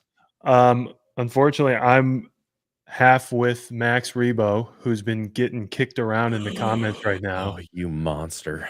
No, only because I feel like Ron mentioned it just a second ago. Like, I don't see much filler for this show.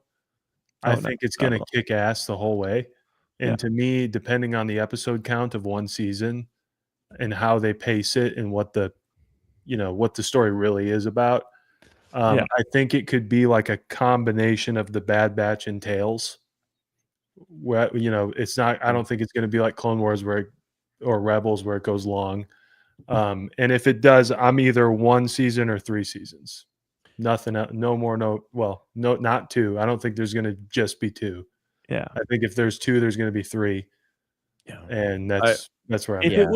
If it was just 1 season, it would have to be done for a specific reason that's not involving Darth Maul, like to establish a different character, like maybe Darth Talon, which is a possibility. But I think that they had to decide what their next animated show was going to be after the Bad Batch ended, and they chose Maul Shadow Lord, which kind of is strange because Maul, we have a beginning and an end to his story. but they had other options. They had plenty of other options. They set up a sort of a Rex show, Clone Wars, a Clone Rebellion show at the end of Bad Batch, a Luke Skywalker show, of course, and they chose Maul Shadowlord. So I think they did it for a reason. What that reason is, we won't know until we see the show. But I think unless it's for somebody else, if it's a Maul show for Maul himself, it'll be multiple seasons. Yeah. But if it's for somebody else to establish somebody else, then it's probably only going to be one. Right. I think Go ahead. I was going to say, April said Andor's 2. Andor was designed to be 2 seasons from day one. Like, it was never supposed to be 1. It was never supposed to be 3. 2 seasons of Andor was what it was supposed to be. For me, like, Maul, if it, to me, it can't feel any less than 3 because, again, listening to Sam's interviews, they've already shot 2. I already know it. Like, you know, I've listened to some other panels that I've been at, and like 2 have been done. And that means like they're very strategic with things, with numbers, especially. If nothing else has been 2 seasons, it'll be 3. And like, that's my number. For me, it's 3. I hope for 4, but 3 seems to be the hot number with animated series. The only thing running in my mind about it is if they're trying to, I think whatever we get for Maul is going to set the animation standard going forward. Like, I don't think, I think whatever Maul lays out is going to be similar to the way Tales has laid out Tales, right? Like, we're not going to get a Tales that's 10 hours long. You know, we know that. So I think the new standard would be closer for whatever Maul is, and also what Bad Batch was, which is a 3-season buildable thing. But speaking of Sam Witwer, question number 2. Again, these are going to get progressively. This one's still a softball. When you picture Maul, and when you think of, we all love Maul, right? Yeah. Do you hold on? Wait. Oh, there he is. Yep. I stole this from Reddit, and I don't know who the original poster was, but shout out Reddit. It's you now. Do you prefer quiet, predatory hunter Maul from the Phantom Menace, or eloquent, talkative Maul from animation? The more, the better. If you have Sam Witwer talking, it's so much better. I do like Maul in the Phantom Menace, but when he comes back to life, or I guess, you know, he's a psychopath. Like, he's crazy, and that makes him talk a lot more. And I love that. Like, it's the best. I like my Maul in Lockdown. Like, Lockdown was prime Maul for me. Yeah, his speech in season 7 of Clone Wars is just the perfect Maul. That's right where we want him. Obviously, he goes even more crazy by the end of it in Rebels, but yeah, definitely more talkative Maul. Yeah, my thing with Lockdown, like, if you haven't read the Lockdown book, it's fantastic of how Palpatine placed him in a prison, basically, and how he was designed to do what he did and manipulate in the shadows. Again, Shadow Lord. I kind of feel like if you haven't read that book, you're gonna love Shadow Lord, but you're not gonna understand exactly where they're going with it as much as like what the 4 of us do. So go read it. Yeah. Because it's important of like how manipulative he was and treacherous he was, and also methodical. It made him very smart in that, where we didn't get to see that anywhere else, really. Well, we saw it in Rebels for sure, but like it was, to me, it was like very smart in a very short amount of time. Yeah. Ron? I like both. I love both.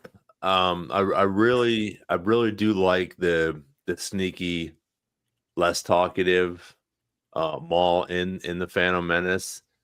But again, as time goes on and his character gets built up, I would be pissed off and start to turn psycho too if I'm, chopped in half and then have spider legs and then, try to figure out find my arch nemesis and kill him, and then he ends up pretty much killing me again.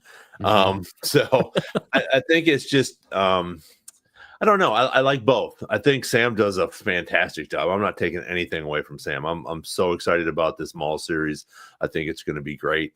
It's interesting to see the progression, I guess, from the Phantom Menace through the Clone Wars to Solo as well, where he's just sitting there, and just says a few words still, and has her come to Dathomir. Yeah, I love the whole I guess gambit of his character, but I'm a little partial to the Phantom Menace again, because I think obviously older than you guys when it came out, and he was just so we didn't know anything about him. He was so suspicious. He became such a huge character with just a little bit that was on screen, like Boba Fett. Boba Fett had this much, and he's such a huge character now. I mean, they got Mandalorian and everything else that's going on with that type of character, that civilization, I guess you could call it. But I think with Maul, I think it's just such a great job as what they've done from the beginning to the middle to get a little crazy, and then maybe okay, now I'm in charge of some things over here, but I still got that little ADHD that I want to go kill Kenobi. So and Sam Witwer's vocals on this, his voice acting on this is just phenomenal, I think, and you see that especially in that I forget what season it is, but when we actually get him back again, when he comes back and he has the spider legs and he is just a freaking whack job. It was such a great job by Sam to you could feel that, you could sense that there's something wrong. He's got a couple of screws loose because he's been down here, for so long. So I think a combination of both is my answer. I think they've done a great job just bringing the whole thing into fruition, and it'll be interesting to see which one we get, if maybe not all of them in this series. I think we'll probably see all of them at some point. If we're going to spend that amount of time for 18 years, we're definitely going to see a little bit, I think, of all of those Darth Mauls. Jedi Jarvo made a great point. I'm so hyped. Can't wait to see the first trailer. How many trailers do you think we're going to get? I think we'll get one. Yeah. I'd say, one main trailer, and then like just the sort of mini 30-second ones that we get leading up to it. I don't even know if we'll get that. I think we'll get one because it's animated, but like that's so hyped. That's what they've been doing though. With the Bad Batch and with the Tales stuff, they pretty much do one big trailer probably a month or two out, and then probably the 2 weeks leading up, they just drop these mini little only on Instagram and TikTok type things. It's pretty much the same. It's pretty much the same thing. They've just switched them around. Or they're the same angle. So I think, I think you're right. I think it will be just one big one. Because again, if we're coming out in March, they drop something in January, you're not going to drop a whole bunch of other trailers in February. You're going to drop a couple of these little 15 or 30-second things on TikTok or Instagram, to get us, a little bit more hyped. And then bam, we're going to get the show. Yeah. So to answer your question, Nick, I want Maul being like, too late for what? The Republic to fall, it already has. Like I want perfect Maul. What about you, Nick? I echo Ron's sentiment. However, like Sam Witwer is one of the best things ever happened to Star Wars, in my opinion. Absolutely. If you love Maul for his like character and depth, that is Sam Witwer is responsible for that. And I think we all do love him for his depth, and it's one of the most victorious cases of them bringing back a beloved character ever, and they did it really well. So I love Sam Witwer. I just, my age demographic, whether you liked Star Wars or not, you knew who Darth Maul was, Absolutely. And seeing him, he's like a tiger, in like a really dangerous tiger in A episode red and 1. black tiger. Yeah, and he, like Dave Filoni has said, like he's obviously the villain. Like there's no ambiguity. He is obviously bad.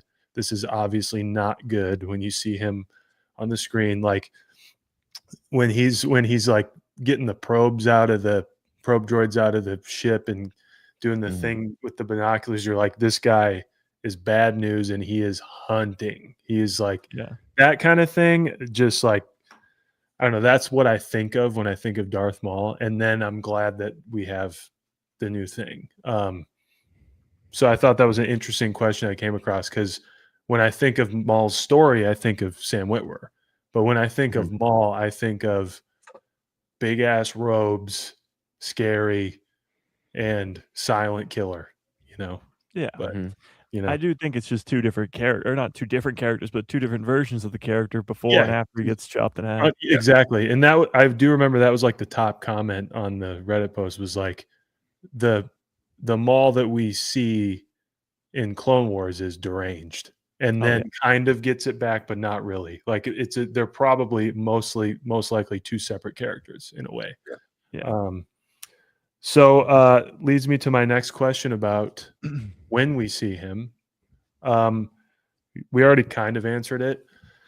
We end on the end of Clone Wars and the end of episode 3 with him. We pick up with him again briefly in Solo as the leader of Crimson Dawn. And then we pick up with him in Rebels, where he's not until his death, to Obi-Wan. Do you think, I mean, this kind of ties in with question 1, will we kind of meticulously cover that whole timeline? Do you think we will lead up to some things and skip? Do you think we will actually end on where we find him in Rebels? Where do you think this show brings, in the whole show, not just this first season, but the whole show? I think it's going to be a lot of bouncing around, and it's going to end way before we see him in the end. But, you know, again, that's my opinion, but that's what I think. Let me add this question. Where do you think season 1 leaves us? Immediately after Solo. Ooh, interesting. I know that's a weird hot take. I think it's going to go right after Solo because of Kira, and like we want to see Crimson Dawn. We want to see that. We don't know enough about him in Crimson Dawn. Yeah, well, season 1, at least we know of, takes place 1 year after the Clone Wars. So how much time is explored in that first season? Like if there's jumps and stuff, I don't know. I'm pretty sure Solo is still 10 years after that. So he's at least ruling the underworld for 10 years. Again, I think season 1's going to be focusing on a specific story, probably about his apprentice that leads this Twi'lek apprentice that leads to something, some big conflict at the end that probably leaves. I think season 1 will honestly end with this Twi'lek apprentice leaving him, maybe a big battle or something, but she's not there by the time of Solo. I'd love season 2. If it's 3 seasons, season 2 would be right after Solo. Kira's now the new apprentice, and then we go from there. And then season 3, I have no idea. But whatever happens, he has to lose everything, and then all of it has to come crumbling down, and his last-ditch effort is to go to Malachor 5 to find this secret weapon to take down the Emperor. Like, he full-on loses it. Everything he built is gone type deal. And, I mean, how he gets stranded, maybe he gets shot down on Malachor 5. Like, I don't know how, but I certainly hope that it answers all the questions about why he's there and how he got there and all that stuff, and why the Inquisitors are so scared of him and why he's so scared of Vader. Like, all that definitely needs to be explored. Well, I think Mike is on the right track. The only reason I say that it would start where it starts is because then they can add in the graphic novels and comic books a little bit more, which they love to do. Now, I honestly, I think Mike is probably closer to what it's going, obviously, because that's what we know. I just personally would love to see it pick up right at Solo and have a little bit more of the graphic novel and stuff happening then. But I think I'm with everybody in the chat that Nick, amazing question.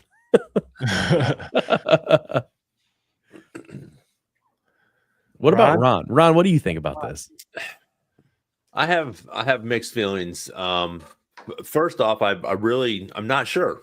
I think they're going to surprise us with some things. I think it's going to be amazing. I'm going to lean a little bit with Mike on this. I think we're going to see, you know, a little bit coming out right after, you know, the movie. But honestly, I think we're in for a cool surprise. I think we're in for, you know, like you said, Mike, with Talon, getting some sort of this first season, you know, maybe getting an apprentice, seeing how that works out or doesn't work out, and then, you know, and then start to build on the story a little bit more. But I also think it's going to be interesting to see how many, you know, are we going to get 12 or are we going to get 16 episodes? Or are we going to get 22 episodes? You know, right now it's sort of consistently, it's looking like, you know, maybe 12 to 15 for the most part. But again, I think if we keep going longer and we do 22, you know, we could dive into a little bit more. Or if they go shorter, then obviously we're not going to dive in as much. But I think we could definitely deal with that first year of him having an apprentice, because I think that would bring in some people that would be like, oh, this is going to be a cool story. Darth Maul has an apprentice. I want to see how this turns out. You know, because again, you know him as this either silent assassin or this whack job, and now we got to figure out which one are we going to get, because I feel like when he becomes that whack job, mentally not as verbal, or he's more verbal, but I think him and Palpatine are mentally in the same. I mean, they're both just wicked evil people. And I think Maul's like that. Like Mike has said before with Thrawn, Thrawn's just more of the strategist. He's just wanting peace, or he's wanting to help his people, you know, and if he's got to kill a few people to do that, then he will. But I think that Maul, after his demise and he gets cut in half and he comes back, he's very dangerous mentally, like Sidious is, because they're just off their rockers. They don't care who they kill. They just want the power at that point. And we see, okay, well, I can't be a Sith now. Well, F that. I'm gonna rule the underworld, because who's gonna challenge him in the underworld? Nobody does. I mean, until Palpatine's there, nobody's gonna you know, try to take that from him. So honestly, I have no idea where we're gonna go. I would lean a little bit towards the Apprentice, but I think it's going to be a fun series, and I think it's going to be really cool to be on this show and on Mike's show weekly, talking about these episodes and deep diving into them. And that's why I'm so excited. I know, you know, I'm excited about everything next year, but because Maul is first, and that's what I said last week, I'm super excited for this to come out, because I just want to see some of this new content. And he is a big character, a favorite character of mine.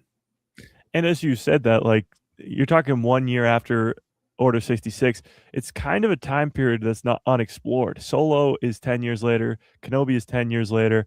Cal Kestis is 5 years later, the first Jedi game at least. So this is a pretty untouched time period. And what the underworld looks like there, but also what the Empire looks like. Inquisitors shouldn't really be getting rolled out yet. Or maybe they're just getting rolled out, and we know that he's going to fight Marok in season 1 at least. So, is Vader rolled out yet? Like, doesn't Palpatine keep Vader a secret for a while? Like, all these things are going to be really cool to see just in that time period of the galaxy.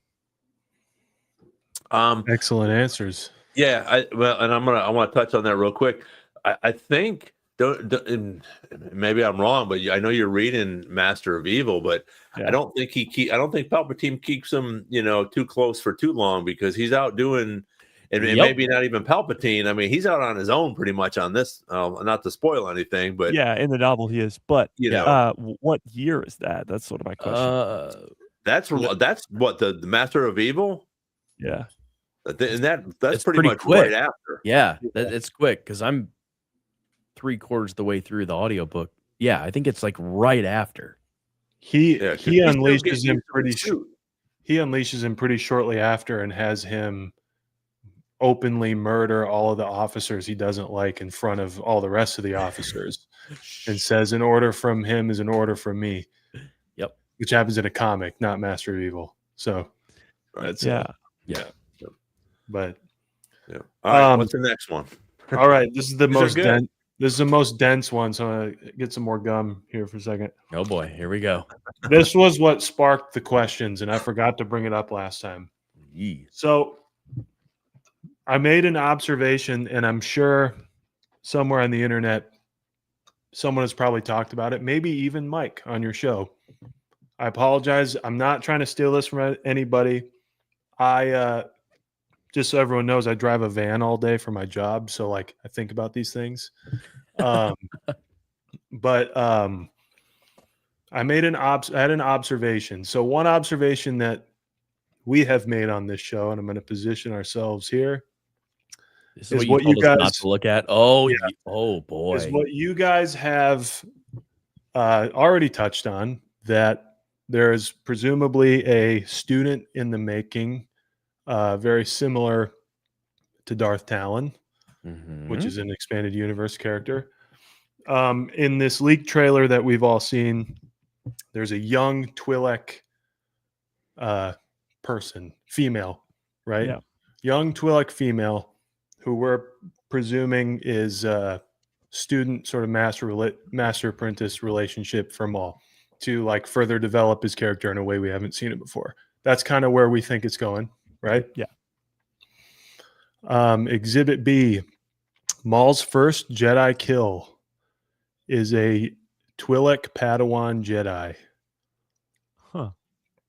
In this comic, Jacob helped me out here, but what happens is Maul, it goes, trying to kill his first Jedi, gets into a little bit of a situation where him and this is a Padawan, by the way, him and this young Padawan get into a bind and have to help each other get out.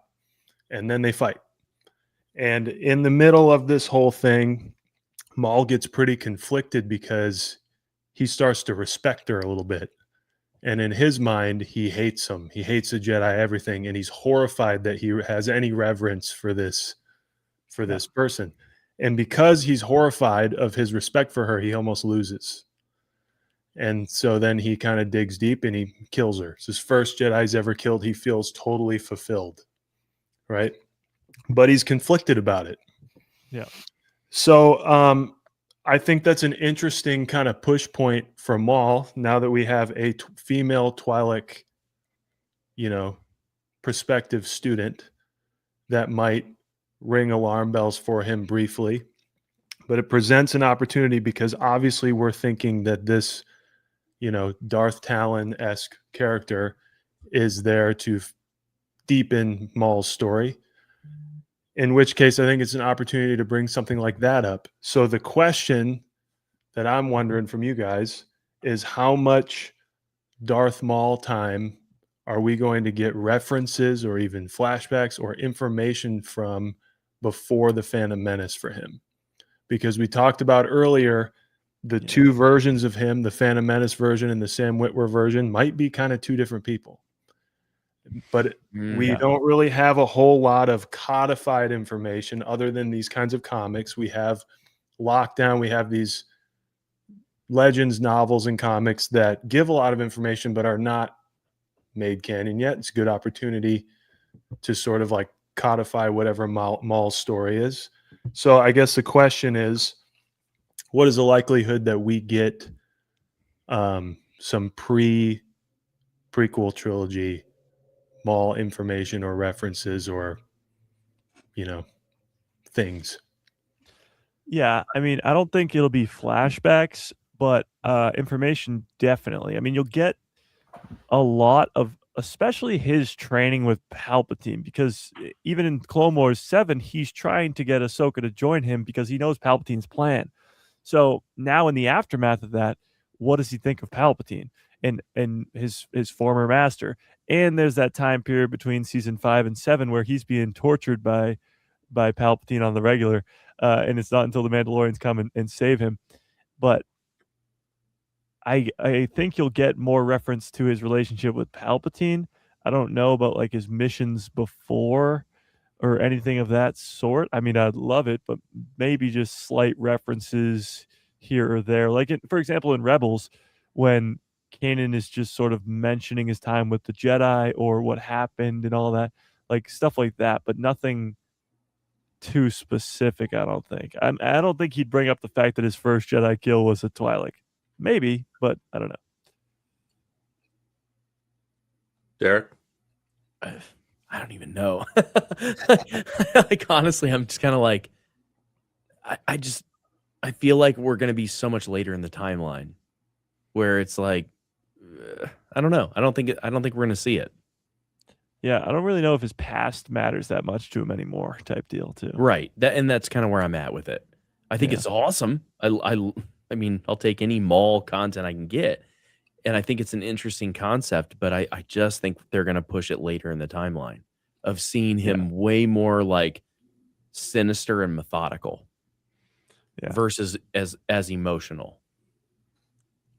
I disagree. I think we will get some flashbacks. I think we'll get some.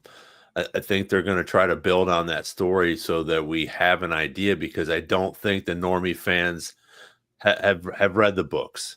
They know that he got cut in half. They want to know what's going on. Why did he survive? How did he survive that? And that, I think, honestly, I think that's Palpatine's training. Palpatine. Do you think the show is for the normie fans? No. That's a good question. I've been thinking about that more and more, and I'm like, I think they know that the normie fans might watch it, but like, look at shows like this where this is where they're getting their money's worth. I don't think this is for the normie fans.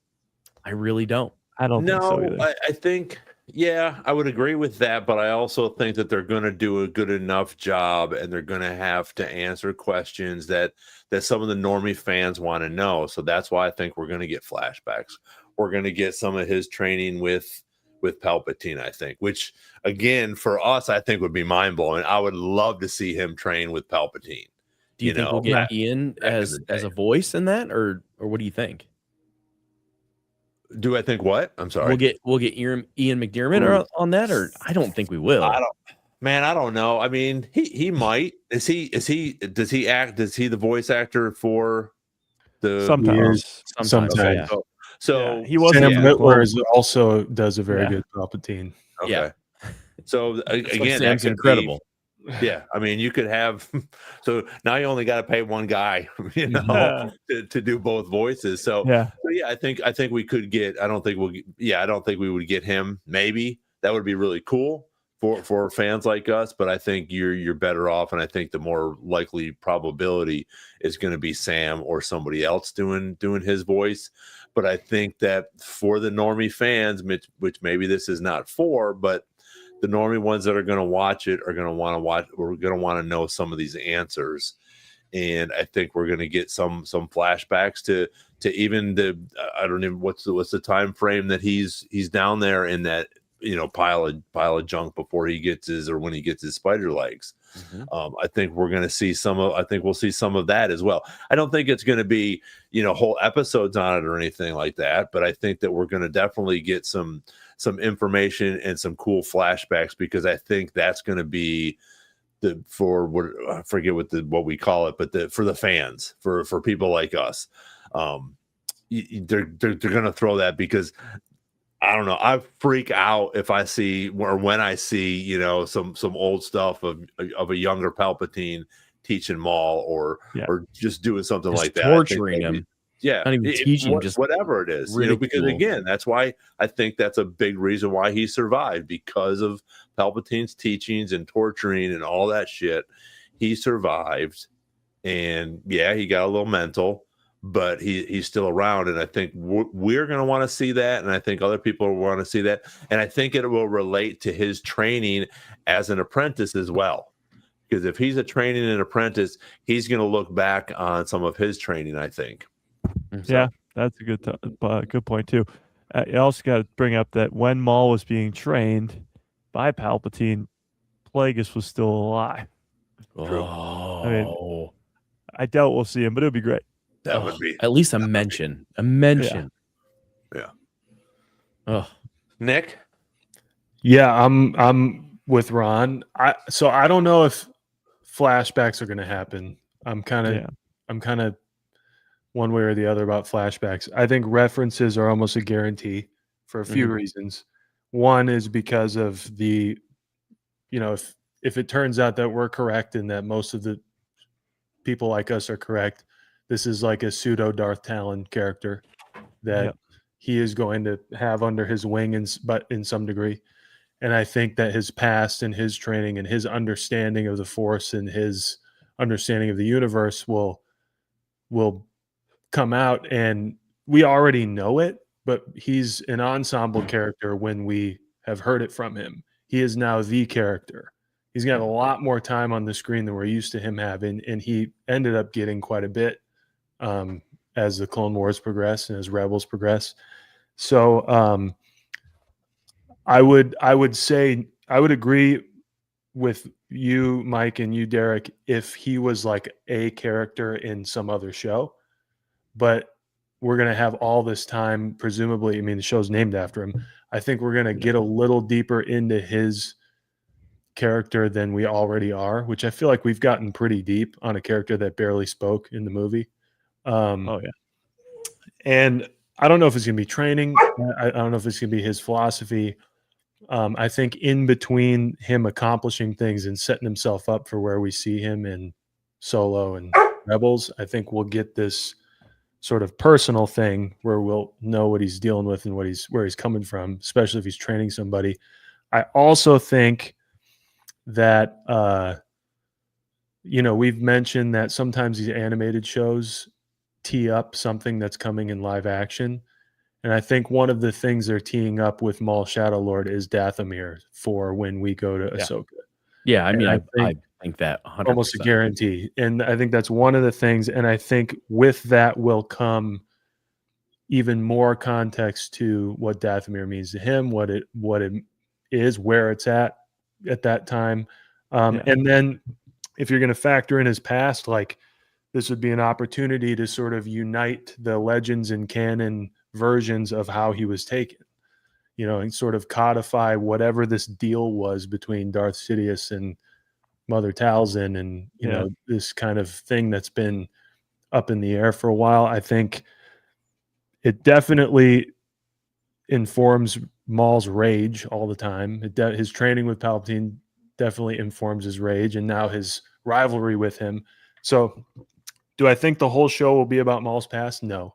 But I think it'll be a big deal for what happens with this Twi'lek person and what he's doing, how he organizes a crime syndicate. I think it's more likely we get his past considering the show's named after him. But and then Dathomir for sure. I agree with April in the comments. But we kind of answered my last one, which is your Christmas list for Maul Shadow Lord. A couple things you want. Just have it released. Just have it released. Like, I don't care. Just give it to us. Like, I want it so bad. Yeah. Just do what you're gonna do with it, and just let me love it. Mm-hmm. The big things would be Talon and explaining how he ends up on Malachor 5, because I just want to see him hit a breaking point where like he thinks that he's the only one who can take down Palpatine. Like that's the goal, and that's why he goes there to find this weapon. And I'd love to see him like maybe have a premonition of the future or something, because like he's almost expecting Ezra when he gets there. So something like that would be really cool. Mm-hmm. April said I need a Christmas surprise, like Maul in maroon robes. How about a Mandalorian and Grogu trailer? I just saw that we might be getting one next Super Bowl. week. I'm calling it. It's the Super Bowl, guys. I've been saying this since day one. Well, the report says that we could be getting it with Avatar Fire and Ash attached to the movie, which comes out next Thursday. I don't know. Might have to go just watch that for the reviews, because then I'll walk out on Avatar. Supposedly, hey, you watch your mouth. So supposedly, watch your mouth. What I'm seeing here is that it's a full trailer with new scenes, and it's not the same trailer that was released with Zootopia 2. Okay. I'm gonna say no. That would be awesome. I'd love That'd it, be great. but I'm going to say no. I'm gonna go ahead. No, the trailer we got for Zootopia 2 was just a combination of the one from Celebration and the one that we already got. Right. So no like new scenes, but yeah. To sort of answer that last question, I'm sort of with Mike on that. I'd love to see some Talon stuff. Again, just how he got to Malachor 5 and why, and what he thought was gonna happen with that. I'm hoping that we do get to see some of this crime syndicate stuff. I think that'll be fun. Just to see who's gonna push up against him. He's a badass. Yeah. There's no other, or as far as we know, there's probably going to be no other force wielders or Jedi or anything like that. So I think it'll be cool as he goes to run this crime syndicate and see what's going on. So that's and I agree with Derek too. It's like, just give it to me. Just give it to us already. We know it's coming. It's exciting. And all this stuff for next year is as well. So, yep. I'll say 3 people I want to see in the show are Cad Bane, Asajj Ventress, and Stinky the Hutt. Kira, come on, Kira. No. Stinky the Hutt, because he's only in the Clone Wars movie, and now he's going to be in the Mandalorian and Grogu movie as like this giant jacked gladiator. I want to see it in between, and that's perfect for the underworld. Yeah.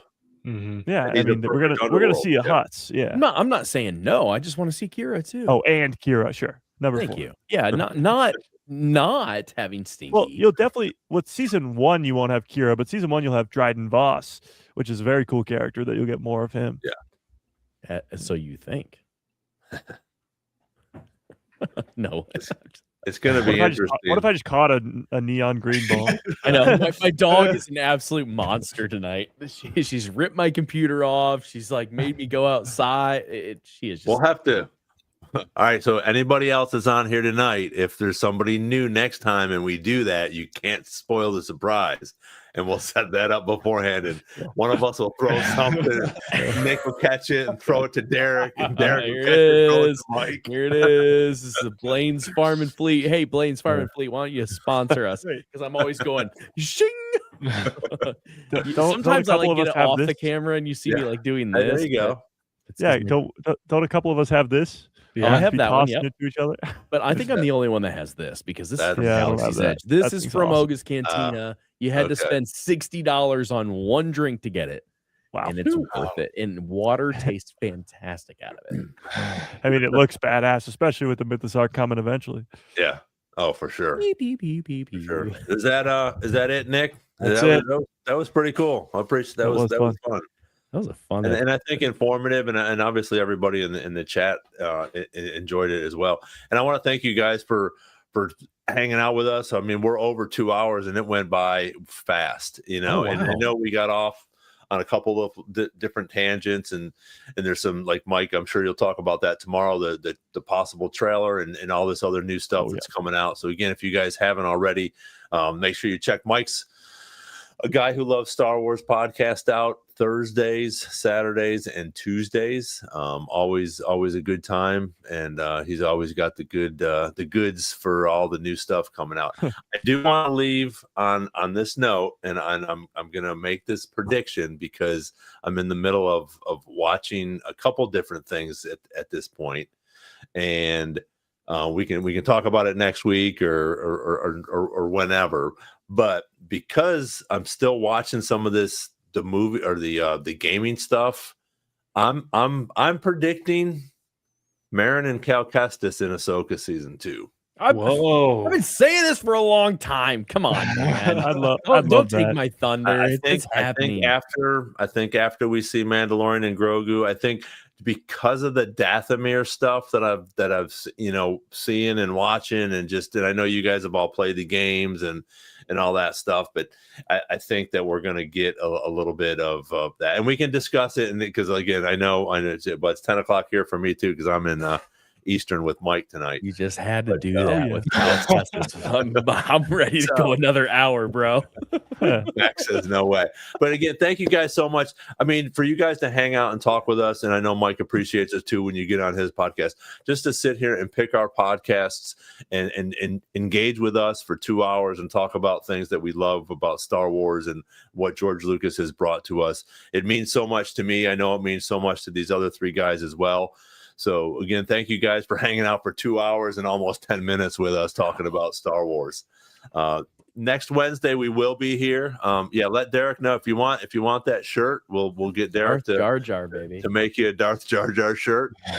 We will be back next Wednesday. Again, Mike is tomorrow and Saturday, and then I think just so you guys know for right now, I don't think because I think the Wednesday after that is Christmas Eve. Yeah. Yeah. So as much as I love you guys, and but I'll do it. I'll do it. Will... I'll get my family on there. It'll be horrible. All right. So we'll let you know about a Christmas Eve podcast. So until then, thank you guys again so much for everything. May the Force be with you, and we will see you on the next Star Wars Jedi Chat podcast. See you.